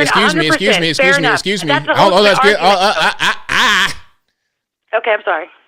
Now, also, I was talking about how New York City, again, they built a whole tower just for the migrants. The migrants get preferential treatment. I talked about how we spend $450 billion a year on migrants. The migrant crisis has been the biggest issue in our whole nation. Springfield, Ohio, how you have 55,000 people in one place who are struggling, who are struggling to make it. I covered Springfield. I said 55,000 people struggling to make it. Then they bring in 20,000 Haitians. They give them everything, and they leave the expenses to the regular taxpayer. The cost of living is increased. So people who live there can't even afford to live. They work hard, but they can't afford to live because the Haitians are coming in, taking jobs, undercutting, and they also get subsidized by the government. I said all of these things throughout the entire time. I'm not attacking you personally. I'm saying in general. No. Because what I'm saying, these are not small topics. These are not spoken about by me. A lot of conservative people are talking about it. This is a big thing. I think what you're talking about, you may have some people that focus on just food stamps and make it a blanket thing, but I don't think that's going to be the majority argument. Okay, right. Fair enough. Exactly. 100%. Here's the thing, too, going back to my original point of calling. okay, the immigrants, right? Like in Ohio, okay, for example, the immigrants were driving around without a license and they weren't getting in trouble, so other people complained about it. Now they're cracking down on the rest of us too. I have a problem when things work out that way. For example, but immigrant services, right, are given out and on the county level, all across the country. In my opinion, the deep state operates at the county level. Okay, we have funds have to be liquidated, right? If we have made it impossible to help our own people out, which is why it's our people that are homeless and dying, okay, they have to liquidate the funds. They're immigrants. When people say, I want everybody drug tested, okay, wait a second. Think real hard about that. How about nobody gets drug tested? Because that, first of all, it's invasive. It doesn't work. It solves nothing. Nobody should be. That's a useless argument. Okay. What we need to do on a county level, county commissioners are elected, but county administrators are not. They are responsible for auditing, for oversight for the county agencies taking care of the immigrants, right? And not applying the laws such as, okay, you or me, right? We can't rent an apartment out to a husband and wife with 5 kids, a 2-bedroom. We can't do that. We will get in trouble. But we can rent out to illegals that are a couple with 5 kids, and it's fine. Does that make sense? We've over-regulated ourselves, our neighbors, our fellow citizens, and now, basically, the immigrants they don't have work requirements. Every state has work requirements for welfare benefits, every single one. But the immigrants, they don't have to meet those requirements. The only way to tackle it is to act on a local level, watch the county meetings, watch the city meetings, read the revised codes, read the policies, read the guidelines, and point out the non-compliance. Non-compliance would end HHS funding for the immigrants. The problem is when we bring it out, people are like, oh, you're being difficult, blah, blah, blah, if you didn't have to worry about yada, yada, yada. And then we let them off the hook. The non-compliance is you're not taking this step, and this step. You're not reporting this, A, B, C, or D. That is our local politicians that are doing that. And then we fight the courts who want to block this evidence from the record so that when you go to appeals court, we got time. We have time constraints here, so I got to ask you a question before I move on. So here's my question: do you want no drug testing for anybody, or do we drug test everyone? No, I think it should be between your doctor and you. Because the question. Listen to me now. Do we not drug test anyone, or do we drug test everyone? Which is it? Well, first of all, it's if you have a reason to. No. No one, unless there's a reason to do it. Okay, I do not think. So, for example. So no, the question. What caller? Listen. You can't do that. Let me just talk now. Okay, if it's one or the other, I say nobody. Okay, because so you don't want anybody to be drug tested in a place like Appalachia where there's a lot of drugs. You can be sober and be an idiot. Okay. Like, seriously, you can be sober and be an idiot. Okay, so you're just against drug testing. The same thing that I did when I was 16 years old. Going for my first job. I'm against using false security methods. It's a false sense of security. Okay. Well, this is a good call. Have a nice day. I appreciate you. Thank you. And it's expensive. So, okay, good night. All right. So how do y'all think about the drug testing? Y'all think that we should not drug test anybody? Just let everybody smoke crack, smoke fentanyl, heroin? How would you feel about somebody that's secretly on heroin in the IHOP? When I had my first job at 16, I had to do a drug test. 16 years old, had to pee in the cup and all of that at the lab to go make $6.25 in 2001 at age 16. To work at Sam's Club, $6.25 an hour, you had to do a drug test. I had to do a drug test probably about 2 or 3 times for even just low-paid jobs. And those are going to be the jobs where you got to do the drug testing a lot because you're going to have a lot of people that might be on drugs who do that. So what y'all think about that? Is drug testing a good thing or a bad thing? All right. Let's keep on rocking and rolling here. That was a good call. I enjoyed that. Shout out to her. 409, you're on line. Who am I speaking to? Hey, what's going on, brother? This is Colin from League City, Texas. All right. Sorry, I said League City like you would know where that was. My bad. I was initially trying to call because I wanted to comment on Ivan simping for Zelensky. Just a reminder to him, Zelensky in 2022 lied about Russia launching missiles into Poland, essentially trying to start World War III. But, that's neither here nor there. The last caller, however, she said that she doesn't think that people on food stamps should be drug tested. And I just wanted to say that I disagree with that because of something called the munchies. I don't know about you, man, but I like to indulge in some THC gummies every now and then. And if you gave me unlimited tax dollars to buy food, I would be spending a lot of your tax dollars on Doritos and gummy bears. Anyways, man, that's all I wanted to say. Thanks for taking my call, brother. Thanks for the call, man. Appreciate you. Yep, have a good night. And about food stamps and drug testing, what happened with food stamps and drug testing, I know I got my hood stories. What happened with that is the check will be gone on the first of the month. Immediately. It'll be gone on drugs. That's what happens. So a lot of times you're going to have kids that need that food stamp money in order to eat. But if the mom is a crack smoker and she's not being drug tested, all it's going to do is get used up on the first of the month. So you need to be drug testing people that are on food stamps because people in the household are going to need the food stamps. They're going to need that money. Okay, you got a single mom. She got 18 kids and she getting this big check for food stamps. That's going to get smoked up on day one. I've seen that with my own two eyes. So yes, you should drug test people on food stamps. Again, food stamps, government assistance should go to those who are law-abiding citizens, elderly, disabled, people that actually need it. You want to smoke crack, you want to shoot heroin, you want to sell the stamps to go buy this and that and the third. No, you're abusing the system and you're also going to be putting children often in danger when you do stuff like that. So no, drug test everybody, especially people, low-income residents. Yeah, drug test. And when you don't do stuff like that, that's when you have a lot of problems in your community. It's just a bad thing that happens. You need to be doing drug testing for these people. Okay. 731, you're line speaker 2. Hello. Hello. Yes, I was calling to get on the call. You're live on the call, and I can hear myself in the background. So turn it off for me, please. Oh, I'm sorry. Yes. Yes, I was trying to get on the call online. You're live right now. This is me talking to. Oh, okay. Well, I was wanting to respond about the lady that was talking about drug testing, people that's on assistance. Yes. Yes, I disagree with her. People should be tested. The people should be tested. We're paying taxpayers' money, and we giving this money out for people. Why would we? That means we supporting their habits. So everybody should be tested. I agree. Everybody need to be tested.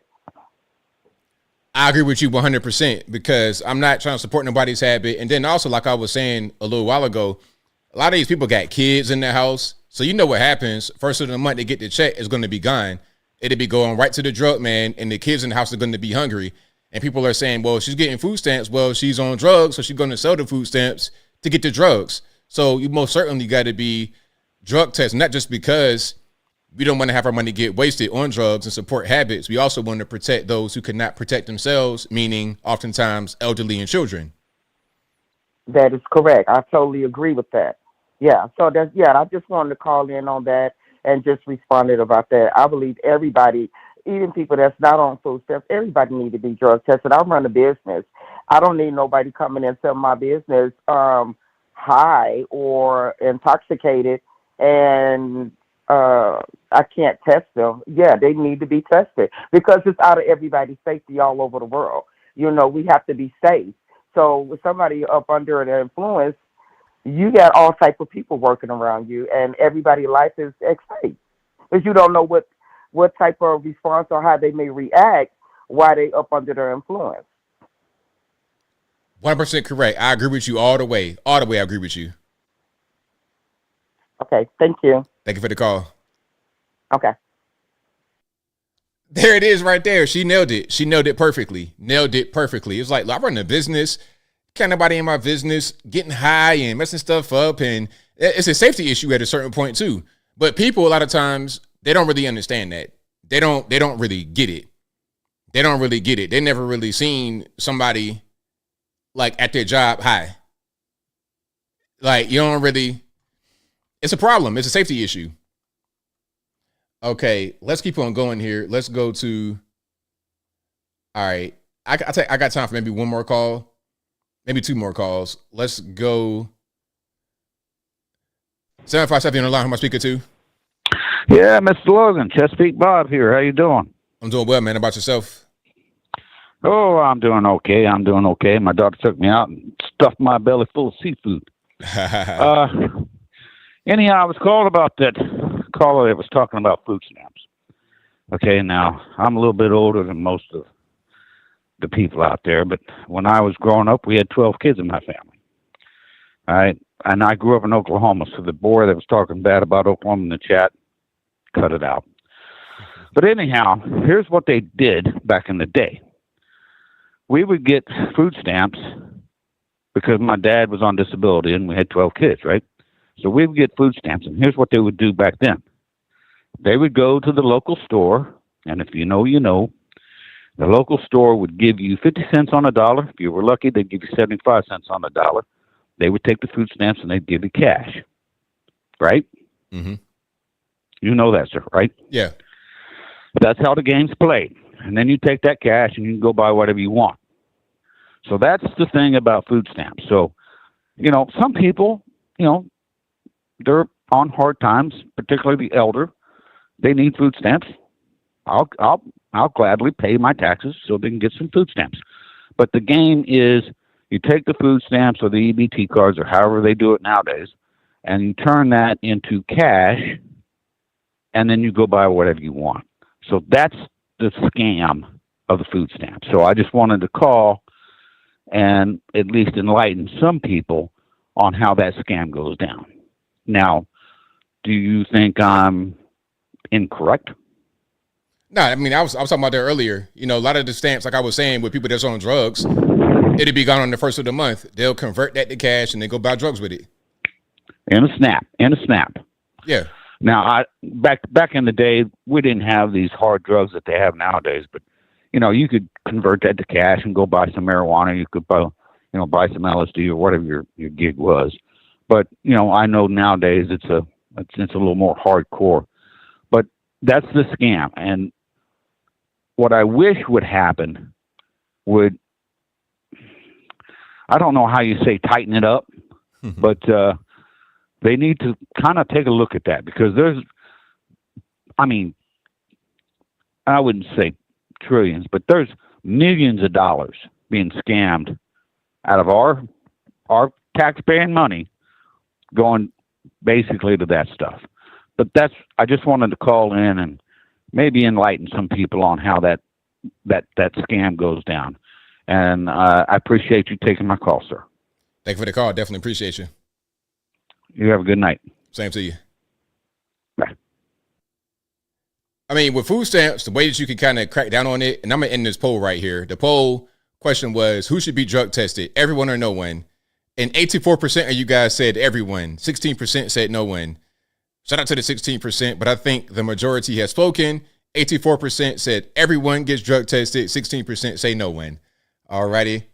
Now, hopefully I didn't influence that too much, but I think the majority of us feel the same way. All right. Anonymous caller, who am I speaking to? The guy that calls in all the time. Okay, what's going on? All right, I'm on the air, right? You're on. Not much.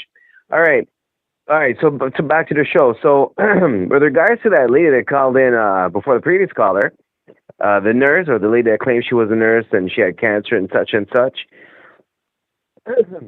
out of principle, it's important to know that the people that are receiving our tax money are not going to make a mistake while doing surgery on us or sewing us up or anything like that. A lot of people say, without principle, say, oh, it's my place. I pay the money in here. If if someone pays the rent in here, that doesn't give somebody the right to murder us because we're in their house, for instance, or injure you because you're in their vehicle and commit assault just because they spent money on the vehicle. It doesn't give them permission. It's almost silly, like when people say, and I'm not throwing words at anyone in particular here, but it's good for us all to learn collectively because I love our listeners. I want us all to learn. We all make mistakes. We all can improve. It's like, well, as humans, we make mistakes. So some people say things like, I don't care what they do. And they come up with a pendulum swing back, like, as long as they don't fill in the blank with some kind of an idealistic request. Now, I realize that when people say, I don't care what this particular demographic or group does, well, when you get permission out there, you might get what you ask for. When not you in particular, it's a habit we have over here. When people say, I don't care what they do, so long as they don't, guess what? When you start out with saying, I don't care what they do, you're kind of making a request, giving them permission. And there comes a swing back with consequences when they do what they want, because then they end up getting an attitude of entitlement. When they get a lot of money or they get special rights, next thing you know, we're going to have like another meeting, like how Trump had to explain, how is it we have girls on guys dressed up as girls on the football team or whatever I'm trying to say here, breaking girls' legs and stuff. That's happening in this part of town, by the way.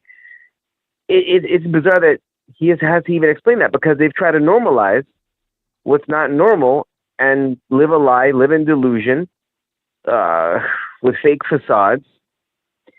It's just, they're trying to turn our whole city into like, I don't know, something out of control, Sodom and Gomorrah, illogical, irrational, and normalize irrational and make things worse by working on children's minds, so that if y'all know human nature, if bad is normalized with kids, they're going to aim down even harder by the time they reach their 20s, 30s, and 40s. It's like when you don't beat it, when some kids don't get disciplined, they don't know consequences, nor do they know repercussions. They turn into monsters. First it's, oh, they're just kids. Let kids be kids. Then it's, oh, well, boys will be boys. Then it's, oh, well, I can't tell him what to do. What am I going to do? And then in their 30s, well, he's a man now. In essence, they never brought him up. I know it's not in the Bible, but spare the rod, spoil the child. I'm not saying beat your kid till the kid's black and blue, because I know that's not cool. but don't let your kids do whatever feels good, because if you ask someone, hey, are you okay?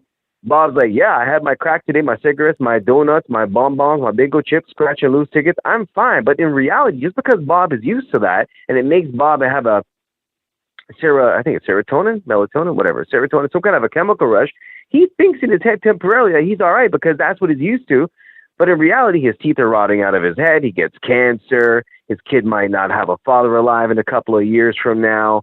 It's really not good. But just because he feels good doesn't mean it's good for him. If he's on weed or crack and he thinks he can fly, or feels he can fly with the misuse of the word feel, he can jump off a cliff, but he'll find out really quick that he does not fly and gravity does work. And he may be out of work if he messes up at work and causes us our life if he's high on crack as a nurse or a doctor. Right on, boss. Well, thank you for your call, man. I appreciate you. All right. Welcome, ABL. All right. Good night, America. Love you. He was kind of like hovering his plane. I tried, just go ahead and land your plane. Just go ahead and land the plane, man. You kind of circling the runway.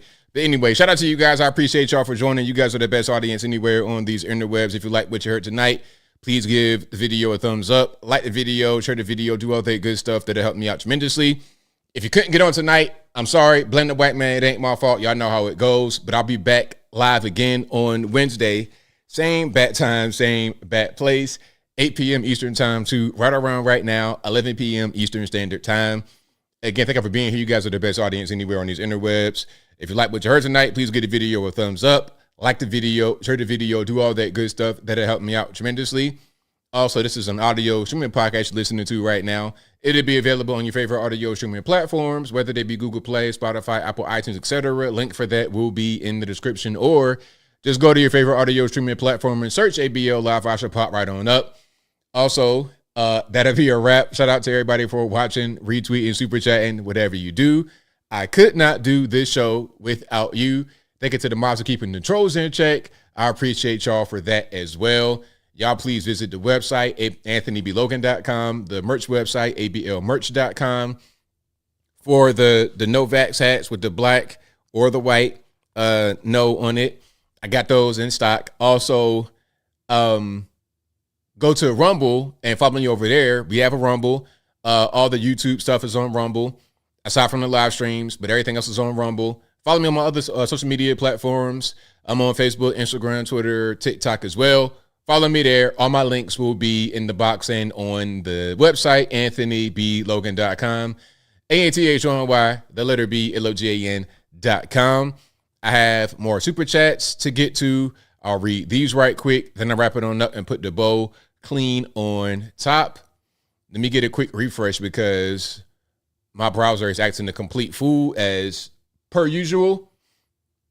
Alrighty, let's go to where we at here. All right, where are we? Okay. Thank you to Scott Huber who says, ABL, thoughts on the integrity of the 2020 election? Ain't no point in talking about that. It's over with. I appreciate the question. Thank you for the super chat. But if you're asking me for my opinion about it, I'll give you my opinion. My opinion is that it really is kind of irrelevant because at the end of the day, they did what they did. We did what we did. And now I think we learned from the 2020. That's what I'll say. I'll put it to you this way. We learned from that election and we realized that they did certain things we weren't ready for. And I think now we're better prepared. As far as trying to litigate the results, I don't really get into that because it's over with. We can't go back and do a do-over. And even if we did, it's not going to prevent the previous years from happening that happened. All we could do now is look forward. Thank you to John Medeski who says, Z is too stupid to realize the mineral deal is his security. We would have people there and unfortunately have a reason to defend that land. Thank you to John Medeski again who says, Trump offered having our people in his country taking rocks. Putin, therefore, will not invade and kill U.S. citizens. It was 5D, but people have TDS and are stupid like this Ivan clown. Right on. Thank you to Bob K. MIT who says, Ivan, us putting boots on the ground will start World War III. Is that what you want, bro? I say no. Thank you to Slenderella Charming who says, 320 billion, Ivan. He came to sign the rights so we would protect our rights and they would protect Ukraine. He refused to sign twice before the meeting. Wise up and stop misleading others. Thank you for that. I appreciate you. I agree with the 100 emojis after your comment. 100%. Thank you to No Excuse Lifestyle Rocky Cage who says, sorry I'm late to the show. It's not my fault. Blame the white man. What's up, ABO? I enjoy Trump and Vance destroying Zelensky. The left and the media are mad because they won't let Zelensky run over Trump. Salute, brother. Right on. Absolutely. Thank you to Selena Brown Sharman again who says, say that slow. You own a house and I'm paying for your food and I live in an apartment. Make it math. It doesn't. Sell the house. There you go. There you go. Thank you to Smooth Artist who says, I started to dial ice on Ivan with the ice emoji. That's hilarious. The ice cube. Thank you to John Medeski who says, drug test food stamp receivers only if we drug test all government workers. I guess you could say that. But yeah, I guess you could say that. I'm not necessarily mad at that. But obviously that's a good point. But we talking about food stamp people, it's a little bit different. Shout out to the lady gunsmith who says it shouldn't be easier to get government benefits than a job. Trump and JD made me proud, standing up for us. Right on. Absolutely. All righty. So I think that'll be a wrap for me. Shout out to you guys. You guys are the best. But until next time, y'all be safe. I'm out and peace.